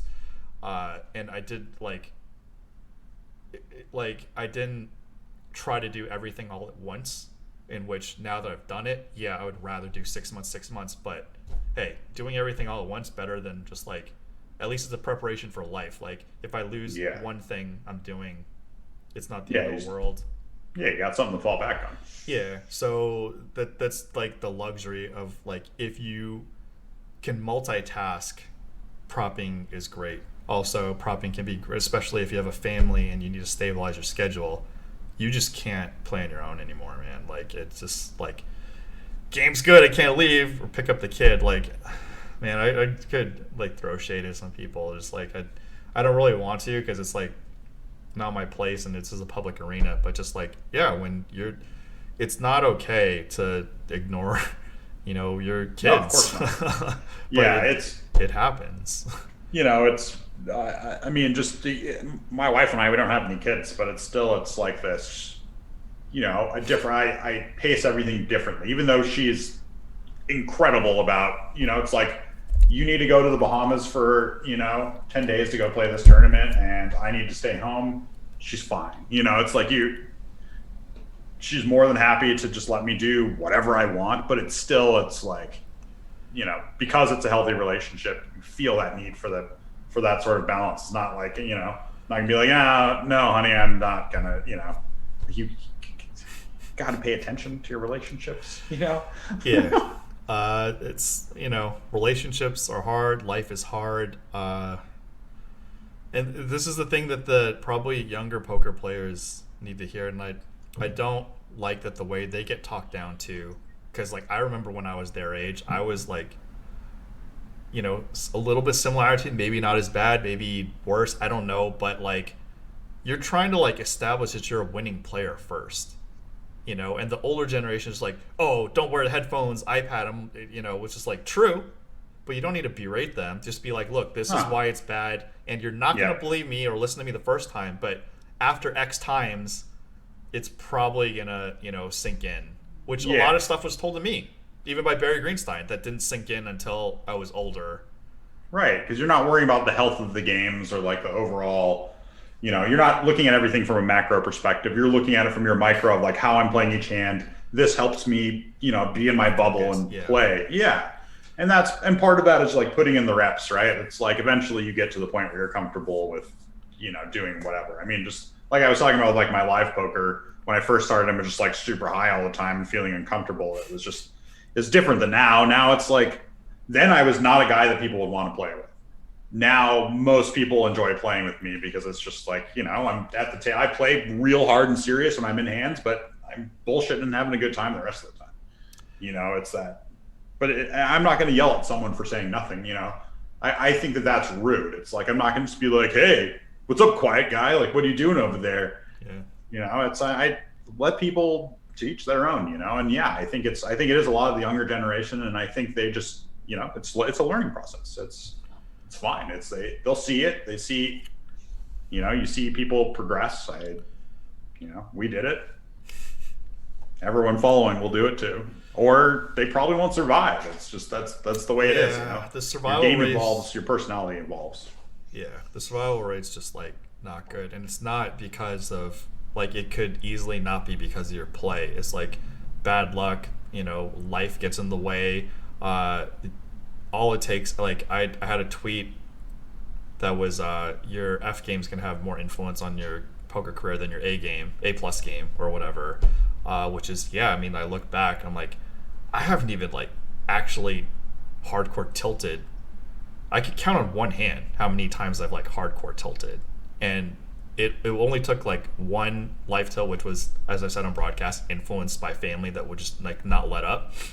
Still my fault because I know the variables to deal with stuff, but like that was literally the only hardcore tilt, and like I've taken shots irresponsibly. I don't consider that tilt. I call it stupidity. But just being naive, it's like, in a way, it's like, you do have to see where you're at if you're going to play this game at some point, and just like you got to do it as responsibly as possible, and just expect that if you're going to take a shot at higher stakes in a more competitive game, you're going to be a dog. You're going to lose. You're going to have tricks up your sleeve. It's important to take shots, I think, but doing it in a controlled fashion and not just flaying yourself when you lose. It's like first time I played like a 25K tournament. It's like you just have to get in there and battle a little bit, but you don't want to bust out and then just be like, oh my God, no one should want to buy my action ever again. It's like, nah. Yeah. And that's been a difficult situation for me. Same, like, people have said like, I'll take a PC of this game because I could get a seat and they can't, or, I'm perceived like, people are terrified of them, but they're not terrified of me. But they still perceive me as a favorite, which, I've been pretty hard on myself in the last few years, but in retrospect, yeah, I would be. And of course, the third person point of view from a pro is far more objective, because like a lot of times I have, and I'm really hard on myself, like I have the Mike McDermott moment when Kanish is like, here, I'll stake. He's like, I'll just throw it all away. Like I Right. kind of do have that. And then when I'm back in there and everything's like going well, I'm not stressed from the other things in life. I was like, yeah, okay, I could go back if I really had to. Yeah, and that should be a confidence building thing for you. It is. It's like when someone who is, that is someone that you respect as a professional, let alone as a friend or something, and they are willing to gamble, they're not doing it as a favor most of the time. Yeah. It's like that was what I learned in like being backed and like that sort of thing, like selling action to my good friends, is they would still be my good friends and tell me like, no, you're not playing in this game. Like, Yeah. we're happy, we're good friends. We're happy to back you in things, but this 400, 800 lineup is not, no, Yeah. So it's like and vice versa. It's like when someone tells you like, hey, this is a great spot, I can't play it, but you should, you should probably listen and feel good about it. Right. It's like, no, I definitely feel good about it. I needled myself about it that like I didn't feel good, but yeah, in retro, like they were good spots, but like I've let friends down in the past loss wise. Like they still agree I was plus EV, but I'm just like, now I just want to be as clean as possible. If it's going to be some action or swapping, it's literally just for fun and not for like any meaningful amount. I can see that. Especially, again, with my position, like, my guilt or whatever is going to be more overbearing than whatever EV, since I'm not even fighting for every fraction of EV myself now. So I'm just making sure I'm in a winning situation. That's sort of, I know you're not super involved in tournaments, but there's been a big thing lately. Actually, it's been about prop betting too, where people are like offering really high markups or offering really bad prices to the market on bets. And it's a weird, like, I don't want to say it's unethical, but at the same time, I am hard on myself in that I don't like to, for me, I don't do much like betting, but for selling at markups, like I could go on to like Stake Kings or something and like sell at a price that I know I'm not winning at, it's like but I could do it. I just I don't feel like it's worth the bottom line to me. It's like there's a cost there that is really hard when people ask me why I don't do it. It's like there's a cost there that's hard for me to quantify. It's some sort of like emotional, moral, I don't know what it is, because I don't think it's immoral to do, but at the same time, it's not what I agree with. And I feel like that's, what you were talking about, that are very similar. It's just like, it's this weird, like, I don't want that. I want to feel good about all the action I do. I don't want it to be, I want people to win. I'm not gonna fudge it too. I've definitely like screwed up in the past with miscommunications or just like not knowing how things work with the action or the staking stuff, and I'll take the predominant blame, I guess. All parties are like, yeah, it's not like it's just like I didn't know, but at the same time, the damage is done. It's not that bad, but like it's definitely a disagreement. So that's why I'm just like, you know what, I'm better off just like not doing this stuff unless it's like super super clear, and where everybody's like comfortable situation in that situation. So I do want to finish up the propping thing. So the mid high is like a super sweet spot, but when I took downswings or I'm losing, it was significant enough that I couldn't take it, especially with all the other stuff I was doing. So I demoted myself to a mid-low prop, in which this just cake. Like, the stress level is infinitesimal. I even went on the downswings, the year and 3 month downswing. If that had happened at any other juncture of my life, that because I'm not getting subsidized, plus like psychologically, of course everything changes because I'd be playing hardcore, I'd be playing better games, but just like I was dealt the losing hand for a year and 3 months. Right.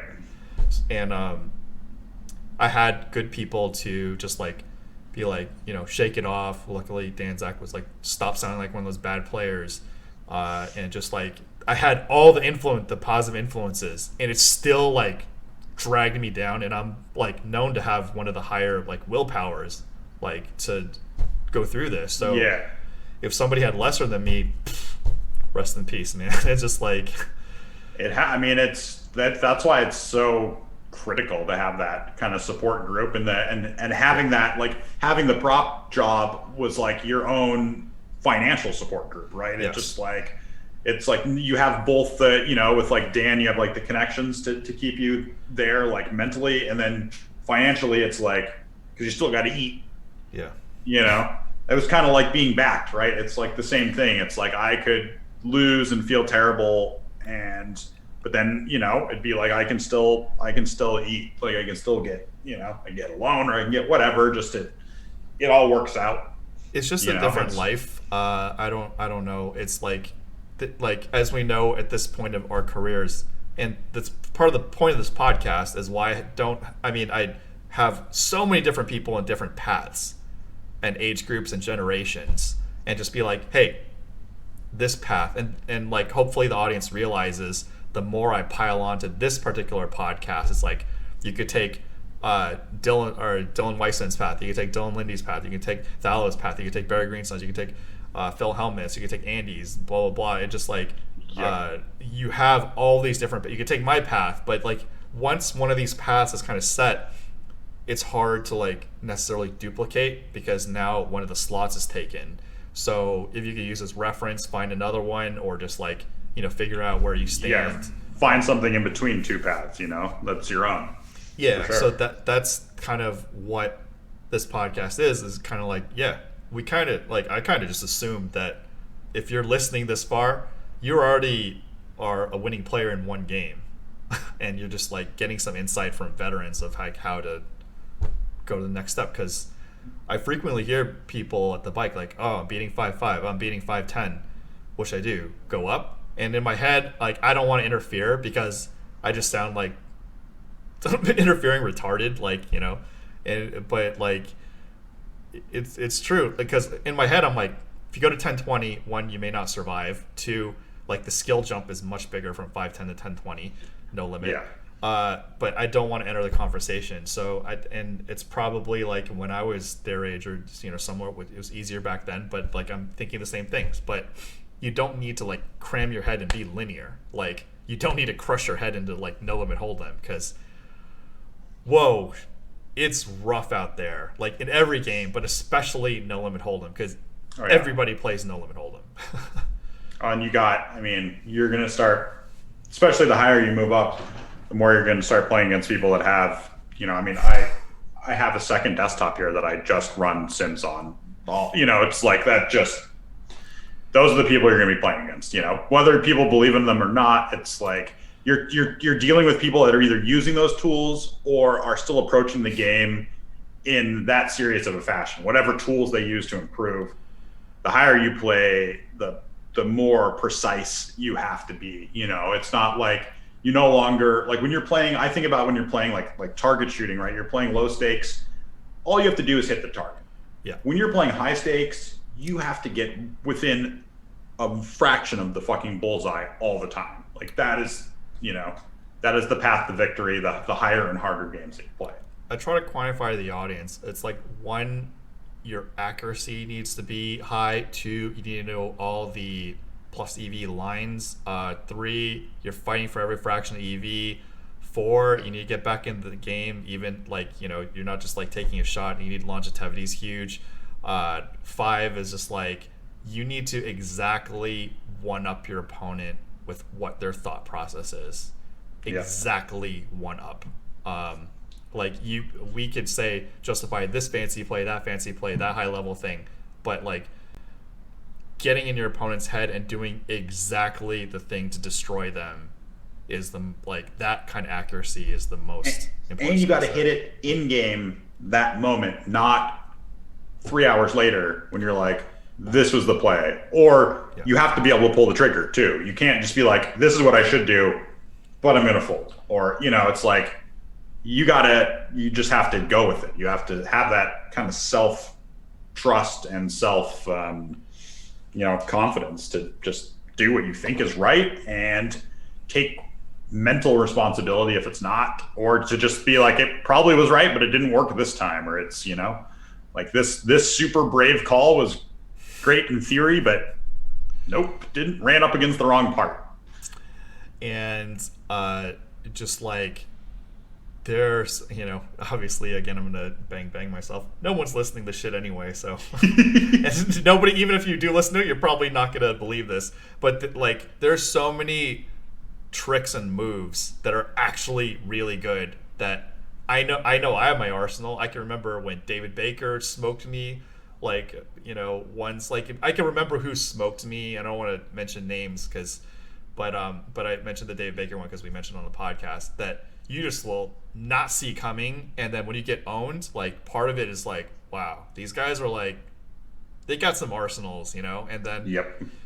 I needled Big Bob K, who is another, Poker Stars, I think 1530. So I pulled off a move on him that, he's obviously a really good player, and I would only pull this off because he's a good player. So his small blind against big blind, he raised, and I call with 10-7. This is limit hold'em. I call 10-7 off. Flops ace, king, queen. He barrels. I think he has a king or queen, and I don't think he has an ace, and at best, king or queen at best, doesn't have an ace.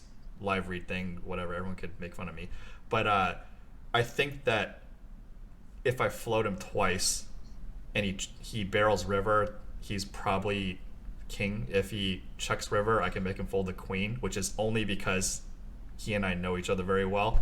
So it goes brick, and then he checks river, and I fire immediately.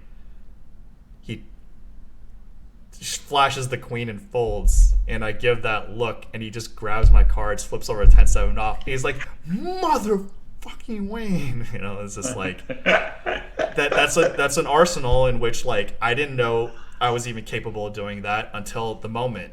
And the fact that I used to be like that, and people are like, if I go back and play high stakes, people could be like that to me. I know people have burned, like, crushed me with their moves.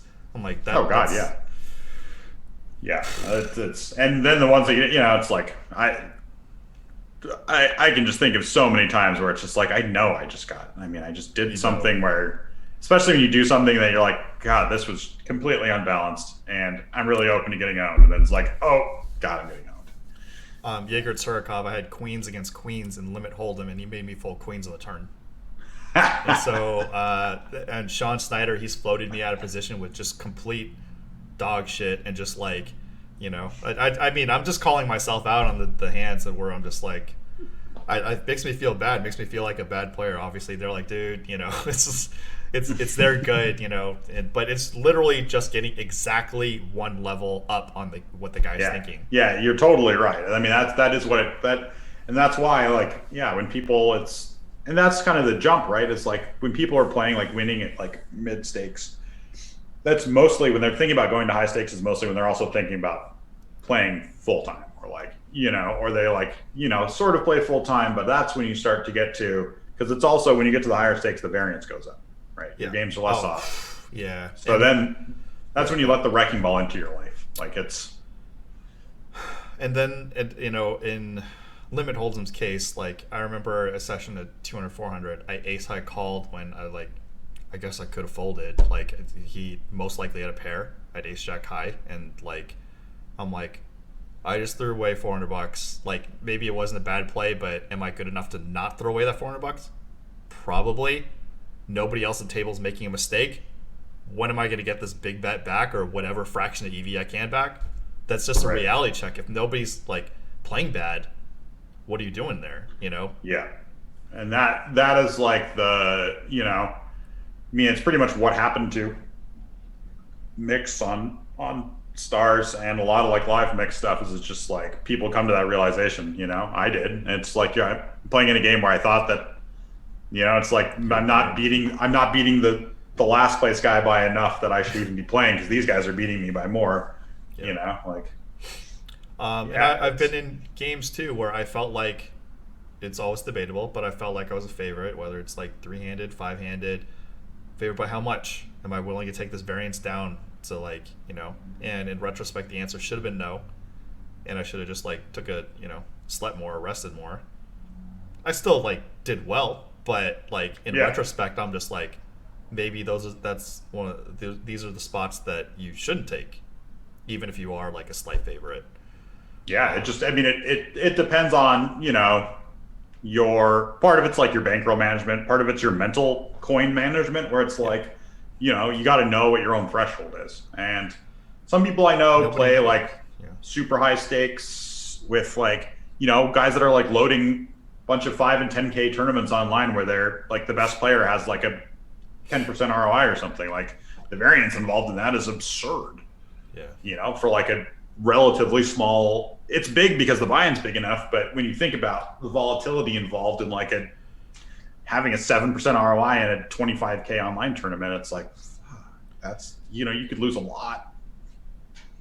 I had a tweet during the first opening of the bike during quarantine where I got runnered 2 hands in a row in like pretty massive ones, like big bet wise, not dollar wise. And if I do that at high stakes, or I think I may even lost 3 hands, whatever. Anyone can go down on my Twitter and check it out because I document it, and obviously I have witnesses. But if those hands happen at high stakes, one, I'm not gonna be happy I got runnered like 2 or 3 hands, whatever it was. 2, the dollar amount would have been massive. 3, the mid stakes, brush it off. High stakes, not so. I most of the time I can, but now that I'm older, I look back, I'm like, maybe I don't brush it off, and maybe I'm not happy. And it really just comes down to that self-knowledge of like how you will react if the worst thing happens, or maybe not the theoretical worst thing, not like a meteor crashes through the casino and obliterates you or something, but the worst thing as far as just like these anomalous things happen at the table where it's just like, wow, this just happened 5 times in a row. This is absurd. And like, I don't know about you, but like I am at the state where I'm very picky, where I'm just like, yeah, you shouldn't even have that. If you even risk just like losing mental focus and control, it's human, it's gonna happen, but at least nowadays in retrospect that I couldn't judge because you need experience to judge, you like, I'm just like, if I even risk losing mental control, then I probably shouldn't be in there, because it should be literally the far and in between moment that you lose mental control. And as I had Dan Zach on the podcast, we said, if you see yourself deviating from, and there's no good reason other than you just want to play the hand, get the fuck up, man. Yeah, exactly. I still have, I'm really good at staying away from those thoughts at the table. My biggest weakness is the after effect. It's not like I can know, I can even, especially like playing online, I can quantify. I can look at my EV and I can be like, oh, I was winning at 10 big blinds per 100, but in EV, but I actually was at like -3, and it's just like, well, and even then it just feels horrible, but it's like, at least I got that mental cushion, but even then it's still hard to, feel good about it. It's like that, my Skolansky Palace is getting big, but I can't live in it. What Jungle Man said, you can't buy Lamborghinis with Skolansky dollars. Exactly. Skolansky Lambo doesn't get you very far. Yeah. Yeah, and then there's the low stakes props, which is like, if you're just like a responsible player, you don't have the talent to beat the mid stakes, which is obviously no shame. Not obviously, I guess, like for the, like, dude, if you're making money with, like, as a pro, we only look at it, are you doing it responsibly? If so, carry on. Yeah. Low stakes propping, obviously compared to a minimum wage job, is way better, but you do have to deal with the same issues as poker. So it's a weird spot where it's actually a good job if like you can't handle higher, but you need to be good with staying in your lane. Right. And just not have life leaks, and then it's better than a lot of normal jobs. So that's my 2 cents. And like, if you're in a luxury position that you could do any of these situations well, or play on your own, or have subsidy, then that by all means, this industry is not dead. It's just getting harder, and at least your job won't die like other industries. It seems like those jobs are fewer and farther between now. Like, Yeah. I don't know. Does the Commerce have prop players? Yeah, but we all got let go during quarantine. Some people, very few people, usually hosts get called back. Some are hybrid host / props, and then Right. when they do reopen up, I don't know how many are coming back. It's going to be Right. a while. So Yeah, especially now the landscape is rough. I know, and it's like in Vegas. I don't think that there are. I don't think they exist here, or if they do, I've never talked to. I don't know where. Maybe they do. I just don't know where. it's special in California, and that's something that I'm not going to delve into. Yeah. But it's I mean, like those are the prop options, and if anybody even got to this far, that's a lot of gold there that I literally have never broken down. Any questions for me about the poker before we get into my actual favorite topic for this podcast? Nah, I think I think we covered it all pretty well. I was super curious about that. Yeah, about It's definitely not optimal. that side of it. Yeah, it's not optimal dollar wise, but it's like comfort wise plus, just comfort wise and life stability wise, it's great. It's never going to get better than propping, unless you're Daniel Negreanu and get sponsored by PokerStars. That's obviously the nuts. Sure. But yeah. for a normal human being, is pretty. Those deals those deals used to be the dream. Now it's like it's like winning the lottery. Sure, but also even propping is like incredibly difficult to get. Sure. There's a handful of people in the United States that have it, right? I mean, it's and less than it's 100 like people. Personal relations with the hosts, and which is again developed over years. Like shout out to Jonathan Ng and Annie, but Jonathan Ng mostly, who got me hired. Like I known him for like 10 years, and back I used to just battle him hard, and I'm sure he wasn't happy at me. So part of it's just like, well, I guess hopefully he's forgiving me a little bit. I don't know. And now I give a little back. Now it's like, whatever you need, John, whatever you need. Like, so there's that. And the other thing about downswings too is, like, if you have other gigs going, keep in mind that whatever stakes in poker you're playing, the downswing, and this happened to me. Like, I go on downswings and I have to commentate for Live at the Bike, even though commentating for me at this point is very, like, it's easy because I'm not delving into anything hardcore. Still, going the downswing makes me like not want to be there. Of course. I have to be there for like 4 hours, minimum. That's like the mixed games or the high stakes games are like 5 hours. Man, it's like that's a long damn time. And in my head, I'm like, and this is everyone's getting the dirt. I'm still steaming from like the downswings and like the bad luck. Yeah, you probably got to try pretty hard to not talk about what was going on with you. It's like, okay, let's not segue everything I'm seeing on what I'm commentating on into what's happening. Yeah, like I do obviously take liberties, and I try to be like, look, I'm steaming and I'm communicating this stuff, but really, like, it's just it's the icing. You're not doing Event Fest, you're commentating on the game and then putting tidbits of the poker life in there. Yeah, so you gotta inject some life. So my favorite part of this podcast is coming up, which is your competitive gaming background when you were younger. Was Magic the Gathering first? Actually, it was. Well, I mean, I got into Magic when I was a kid, and then stopped for a while. But then I met my college roommate when I failed out of University of San Diego. I didn't go to any classes at all. Where I was from Idaho, that was like my first getting out of the state thing. Then just, I was super young, and I was playing online games and then going out and drinking. I was playing EverQuest a lot, so not competitive, just MMO life fucking siphon like those games are, and just going out and drinking, meeting girls, and just didn't go to any classes. Had a full ride and I got a 0.0 my first semester. Wow. Impressive. So then I went to U. You did Nah, I wasn't. these? I wasn't even smart enough to do that. No, no. Complete idiot. The smartest idiot. So I ended up at University of Idaho, and I was playing a bunch of Tekken Tag in the arcade, just not getting competitive. I've always been into games, and there was a guy that I was playing against all the time who was pretty good, and I would like go and read forums and stuff. Well, we ended up living together, and then started studying Tekken really hard and learning how to play.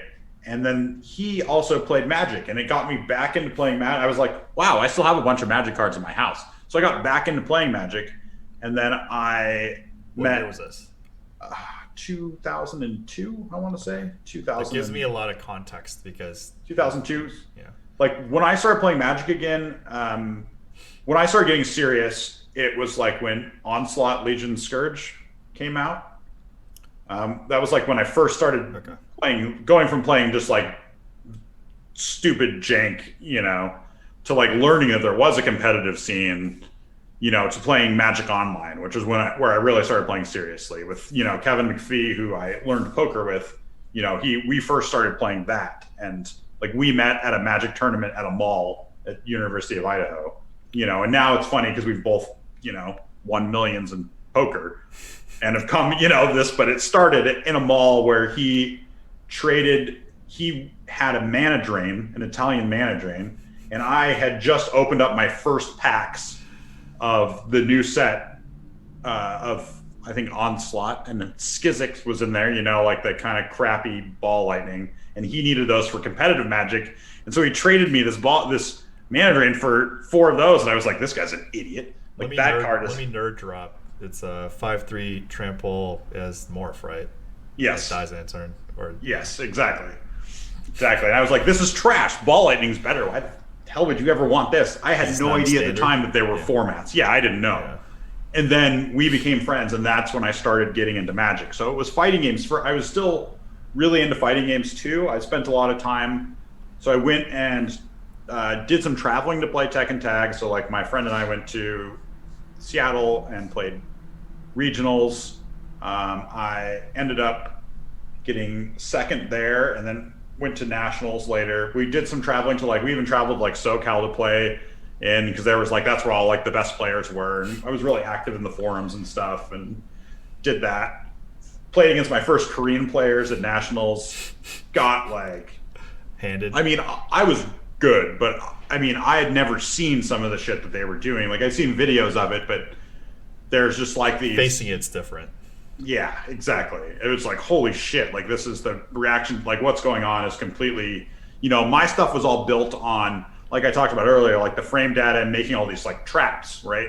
It wasn't super technically hard to pull off. It was just I had basically done the research. I had done the work, and, I didn't have the lightning fast reactions, but I was playing against the people who were. And so then it was I basically found my cap in fighting games. I still played Tekken 4 seriously. Didn't quite make nationals.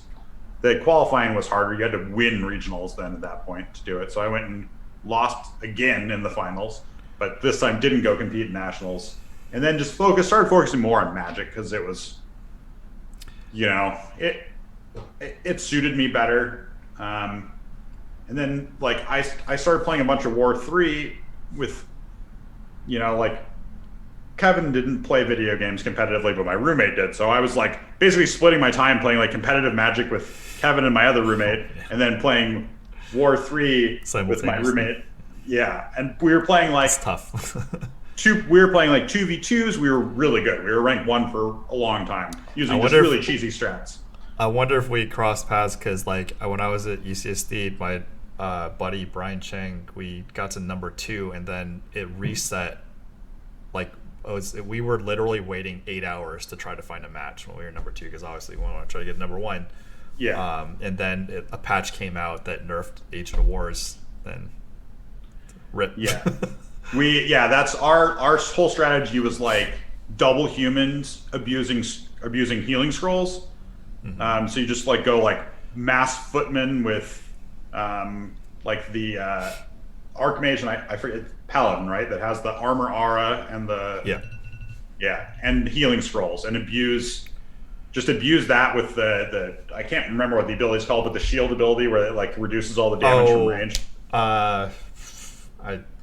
I know what you're talking. Yeah. So we would just do like massive footman rushes and just abusing the merchants, because it was like then they did a massive balance change and it really screwed up our strategy. But we were like basically just cheese lords. Like we had for a while we had multiple teams in the top 10 because we would just like make. We were so neurotic. It's called defend. Defend. Thank you. Like so neurotic about it. Oh, nice.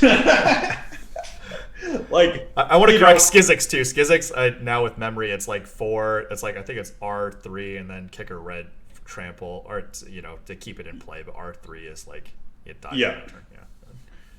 Yeah. We play. Yeah. Go ahead. Sorry. Oh man, morph. What a fun. It wasn't morph. It was kicker, I believe. Oh yeah, you're right. It was kicker. It wasn't morph. Yeah, it dies if you spend 4, but if you spend 5, then it doesn't. Then it stays around. That's right.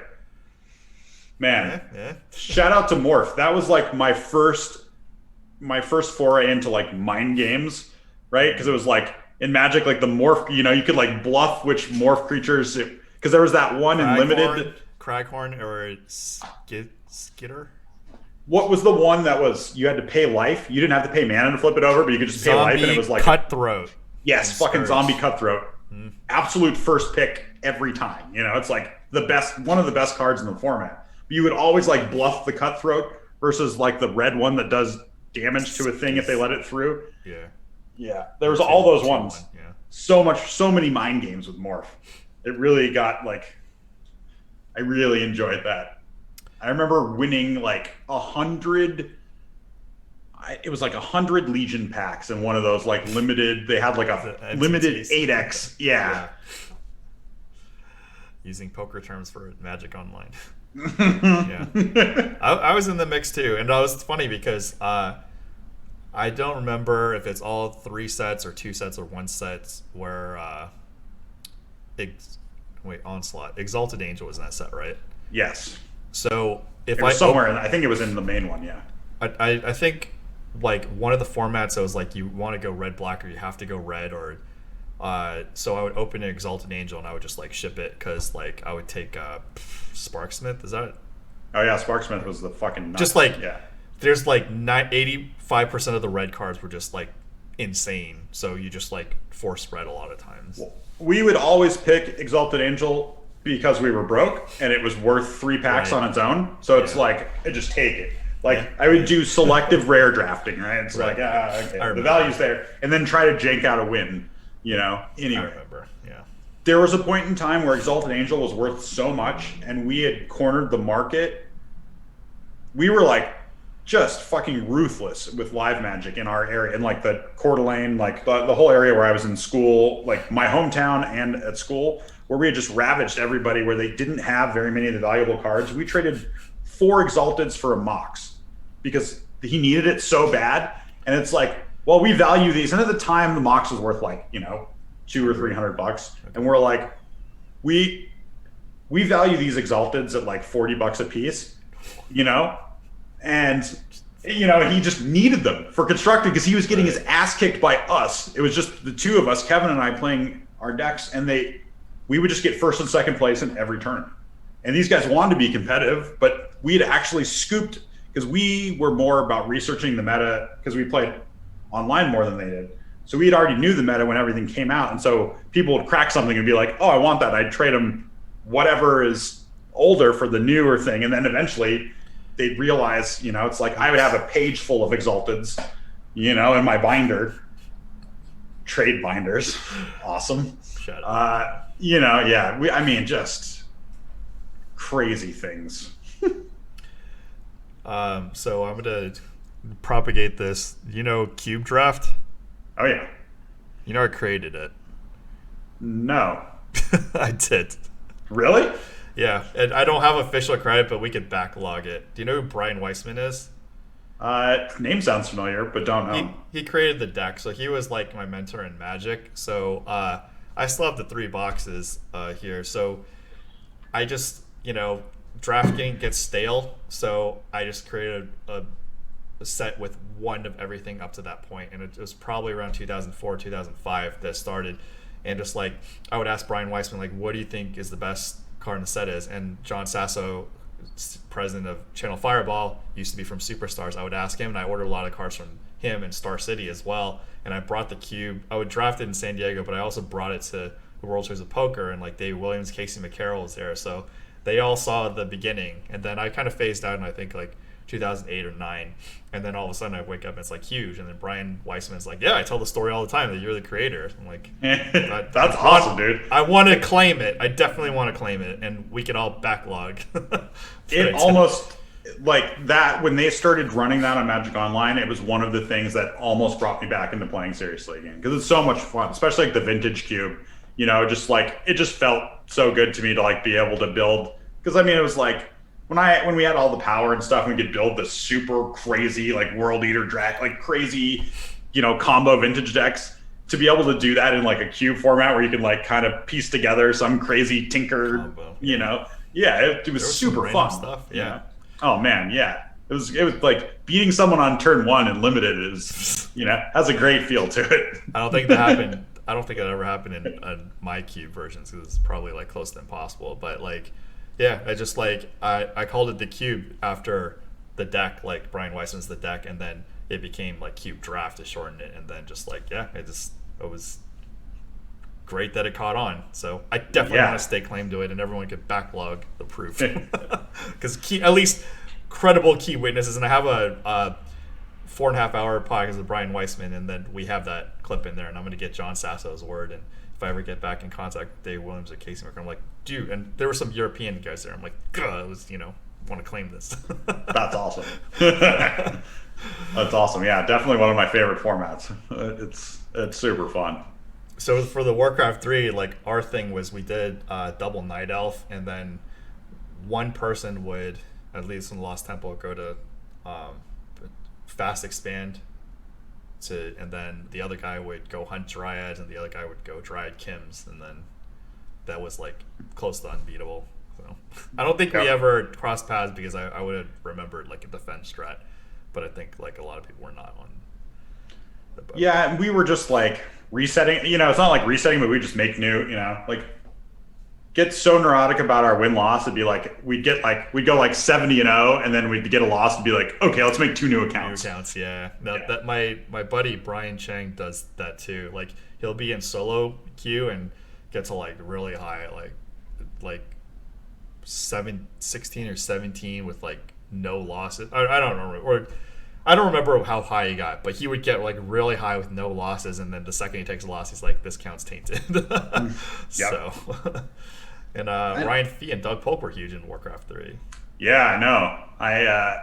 I had a weird thing where I was just, I don't know, I didn't really like playing 1v1 in it for some reason. I just played mostly like team. But I do remember like the clan, I was in 4K.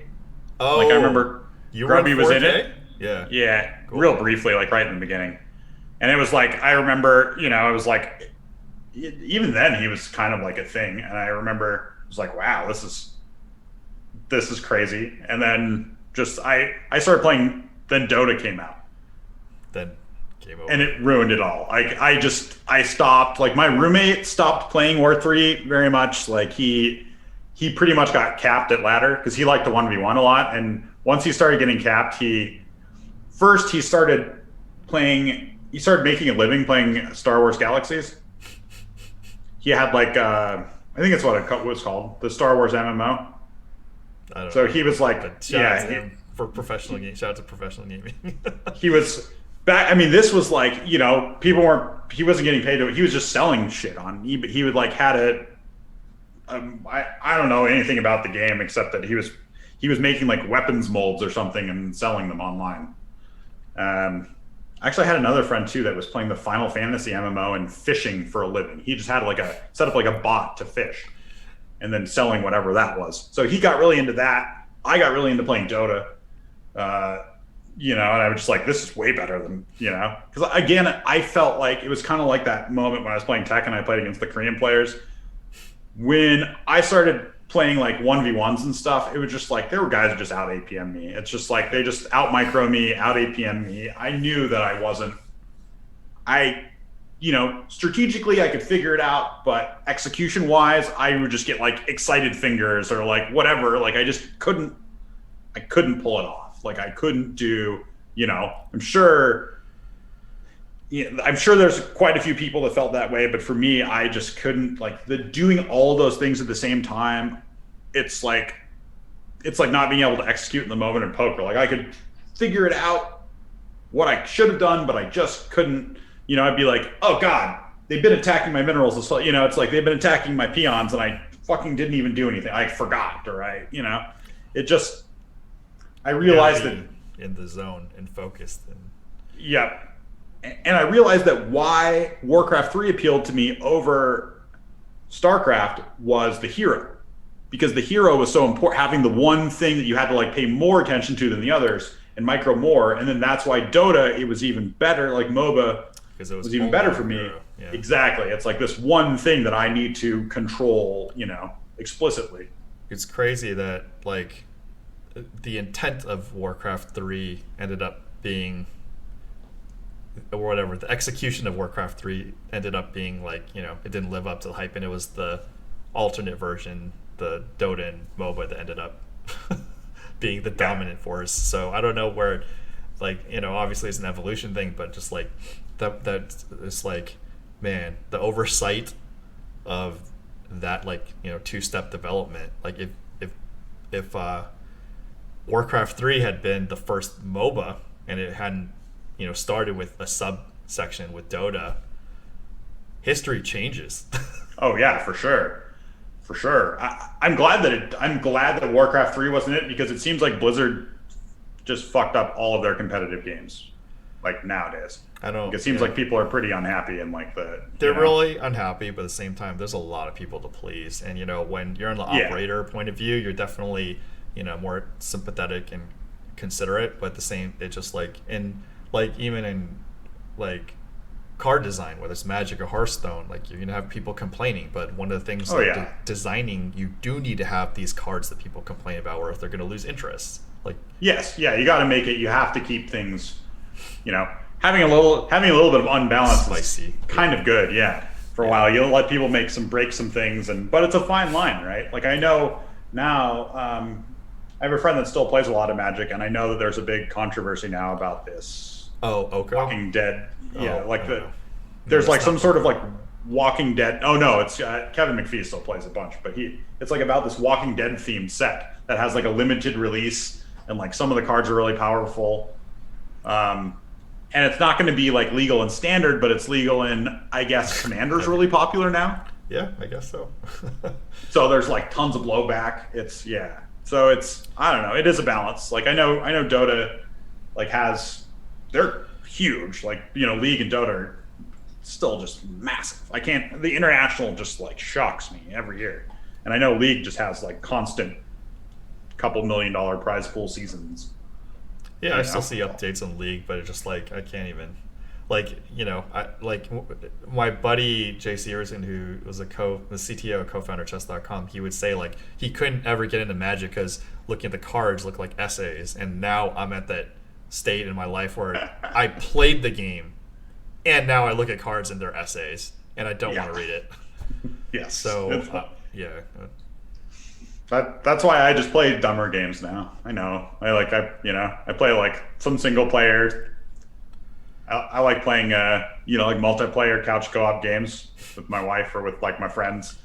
Get drunk and play Mario Party is more appealing to me than super like watching breakdowns of builds and like figuring out the optimal counter strategies and like do you still play StarCraft at all? No, when I cold turkeyed, I played like one game, I think, after maybe 1 or 2 games after like lifetime, but like it just meant so much to me. And I had said this in the Chris Brewer podcast, and shout out to him for like understanding what was going on with me internally.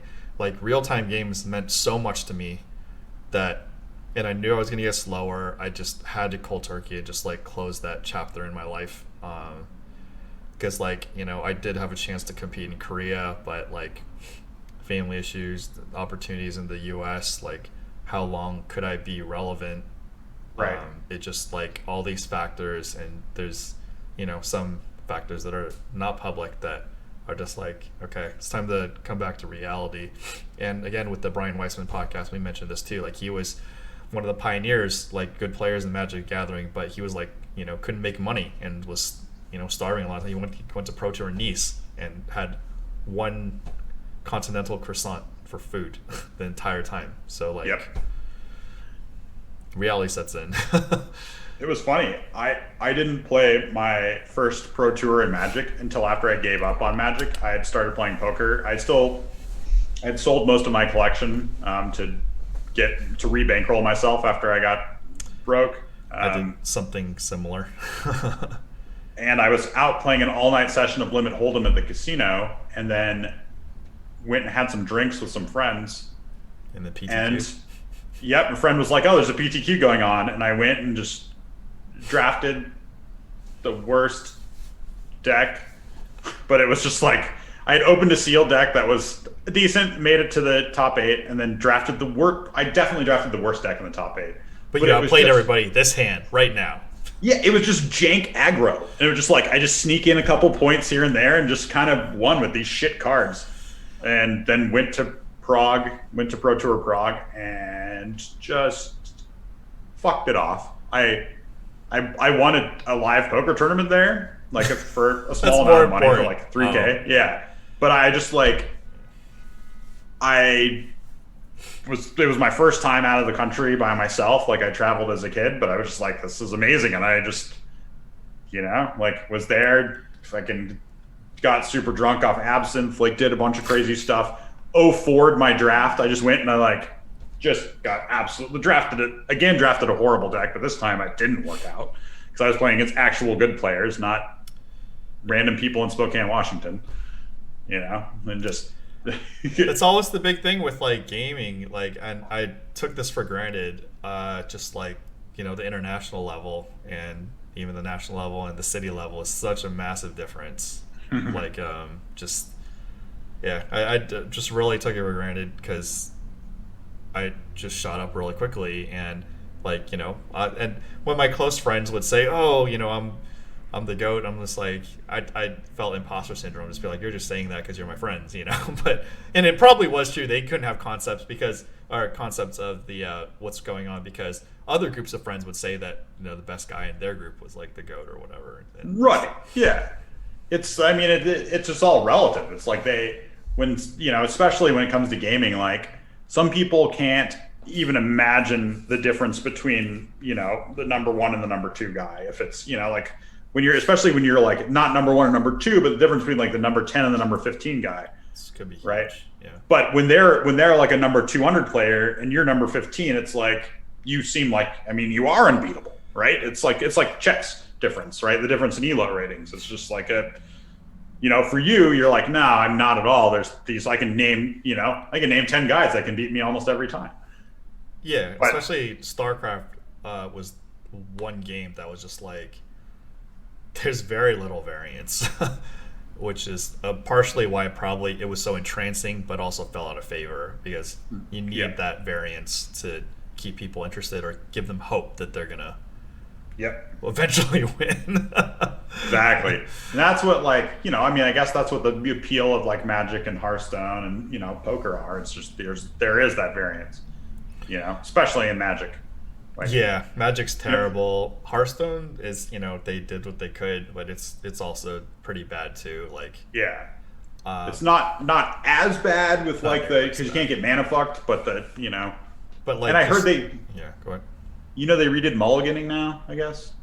I don't even know how many versions of mulligan. Like, Magic to me was like an escape where I didn't have the pressure to be, I was decent because I had good mentorship, but like I didn't have the pressure to be like world class. Right, you weren't trying I wouldn't shoot myself. Gravy train the Pro Tour. Yeah. Yeah, I made 2 Pro Tours teams. I actually made a third one, but like it didn't go because it just wasn't like we couldn't make it. But it was cool to just hit the echelon. I still have friends that really want to make a Pro Tour that haven't made it, and they're likely better than me too. So it's just like, there's like just a lot of luck. But it like Hearthstone and Magic, I just have less of a pressure on myself to be, and I could just like dick around, I guess. And even poker, I said this in the Chris Brewer podcast. Like, I'm okay. Like, you know, if I'm not a goat in poker, like that doesn't mean shit to me. You know, it was a great escape to pay for college and have a backup plan, which I tried to get out of poker many times, but you know, I'm thankful for it. I've always been thankful for it, but now I'm like just really thankful for it because I just don't have the time and energy. And I sought out other things, and they could still be in the works, but just like, yeah, it's, you just don't have time and energy when you get older. Yeah, you have to really want it. Like for me, I don't know, competitive gaming was always what I wanted. Poker is the one game that I found that is A, the most lucrative, and B, that I can still compete.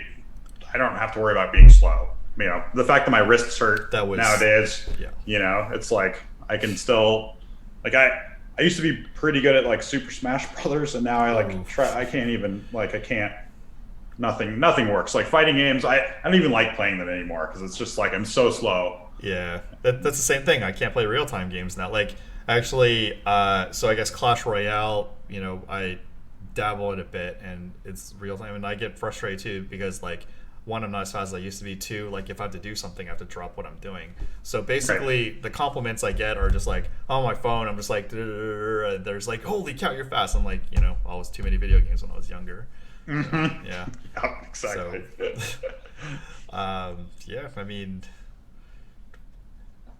poker. What would you think of poker for gamers? Because like, it's more stable than professional gaming for sure. Oh, for sure. I mean, I think if someone's really dedicated to wanting to be a professional gamer, it's a good way to go. Like I know, you know, I've definitely like tried to like been bullshitting with some streamers, you know, and it's just like, you know, especially ones who are like super serious about what they're doing, but they're like playing especially when they're playing a smaller, like a kind of a dying game and trying to be competitive about it. And it's just like, dude, you're really going to put this much thought into it. Like you should just go for something that's always going to be around. Like don't, you know, unless you're like really good at because now in gaming, there's two ways to make money. And it seems like the most lucrative one is to be an entertainer. Yeah. Entertainer, yeah. You don't have to be the best in the world. You just have to be good, but be super entertaining. You know, like fucking Ninja's making way more than any, you know, even the people who are winning the international. He's laughing at them. Right. But you know, it's kind of like variance in the luck of the draw of you as a human being to go down both alleys. Of course, and being right place, right time, right? I mean, it's right era.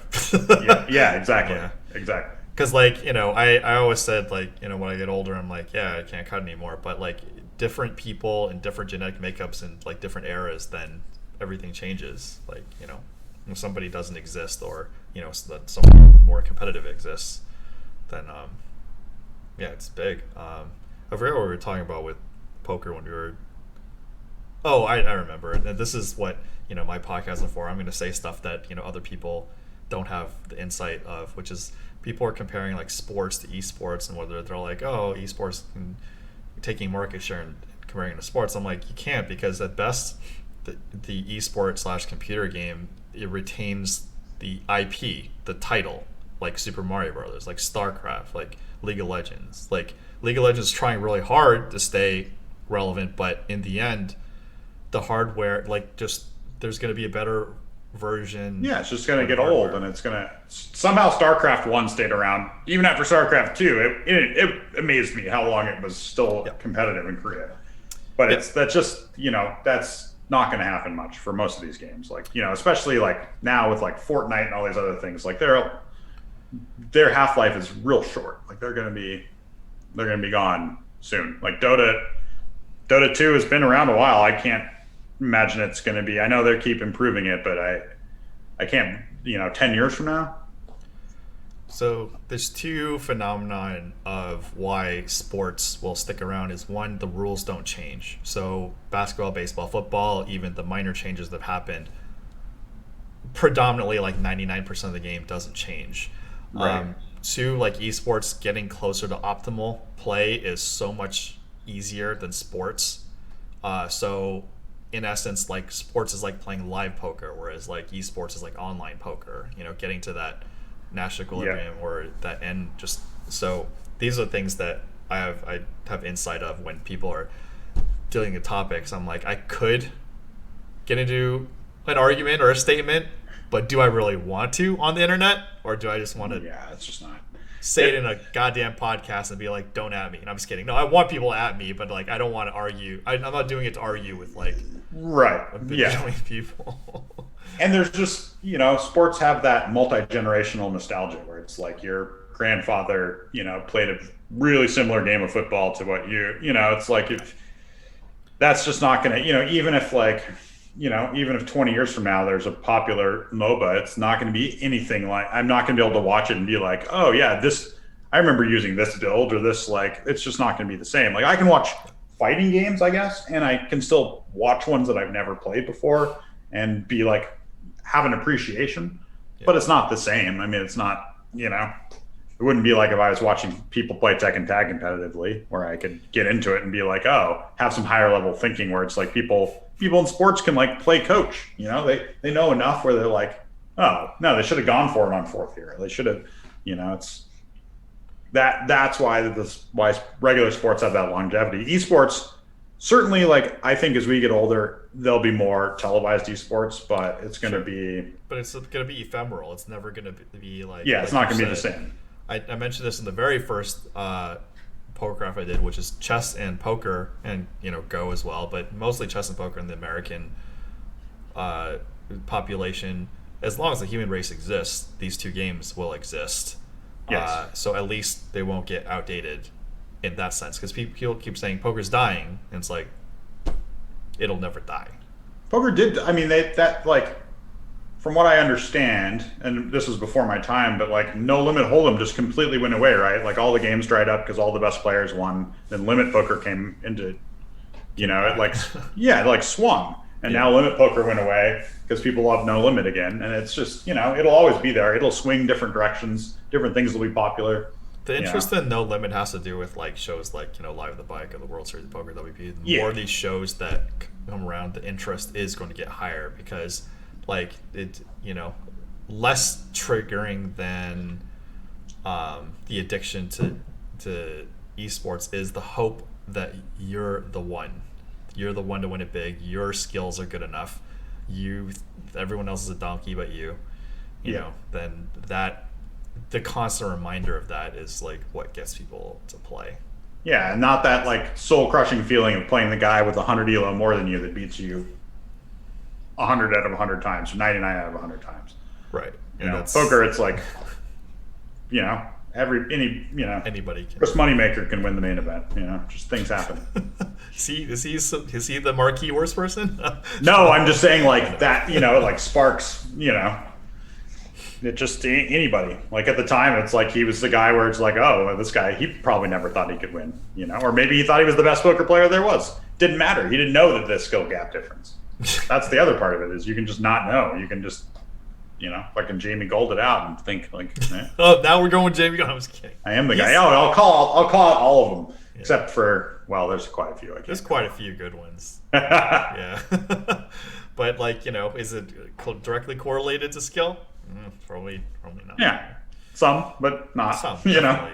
I mean, there's definitely characteristics that you're probably drawing thinner. Like you're gonna need to be dealt a lot more winners if you play certain styles. If you're making really like just fundamentally awful things, it's like, well, okay, you're probably not going to win very often at all. You're already taking that 0.1% chance that you had of winning and turning it into 0.0001. Yeah.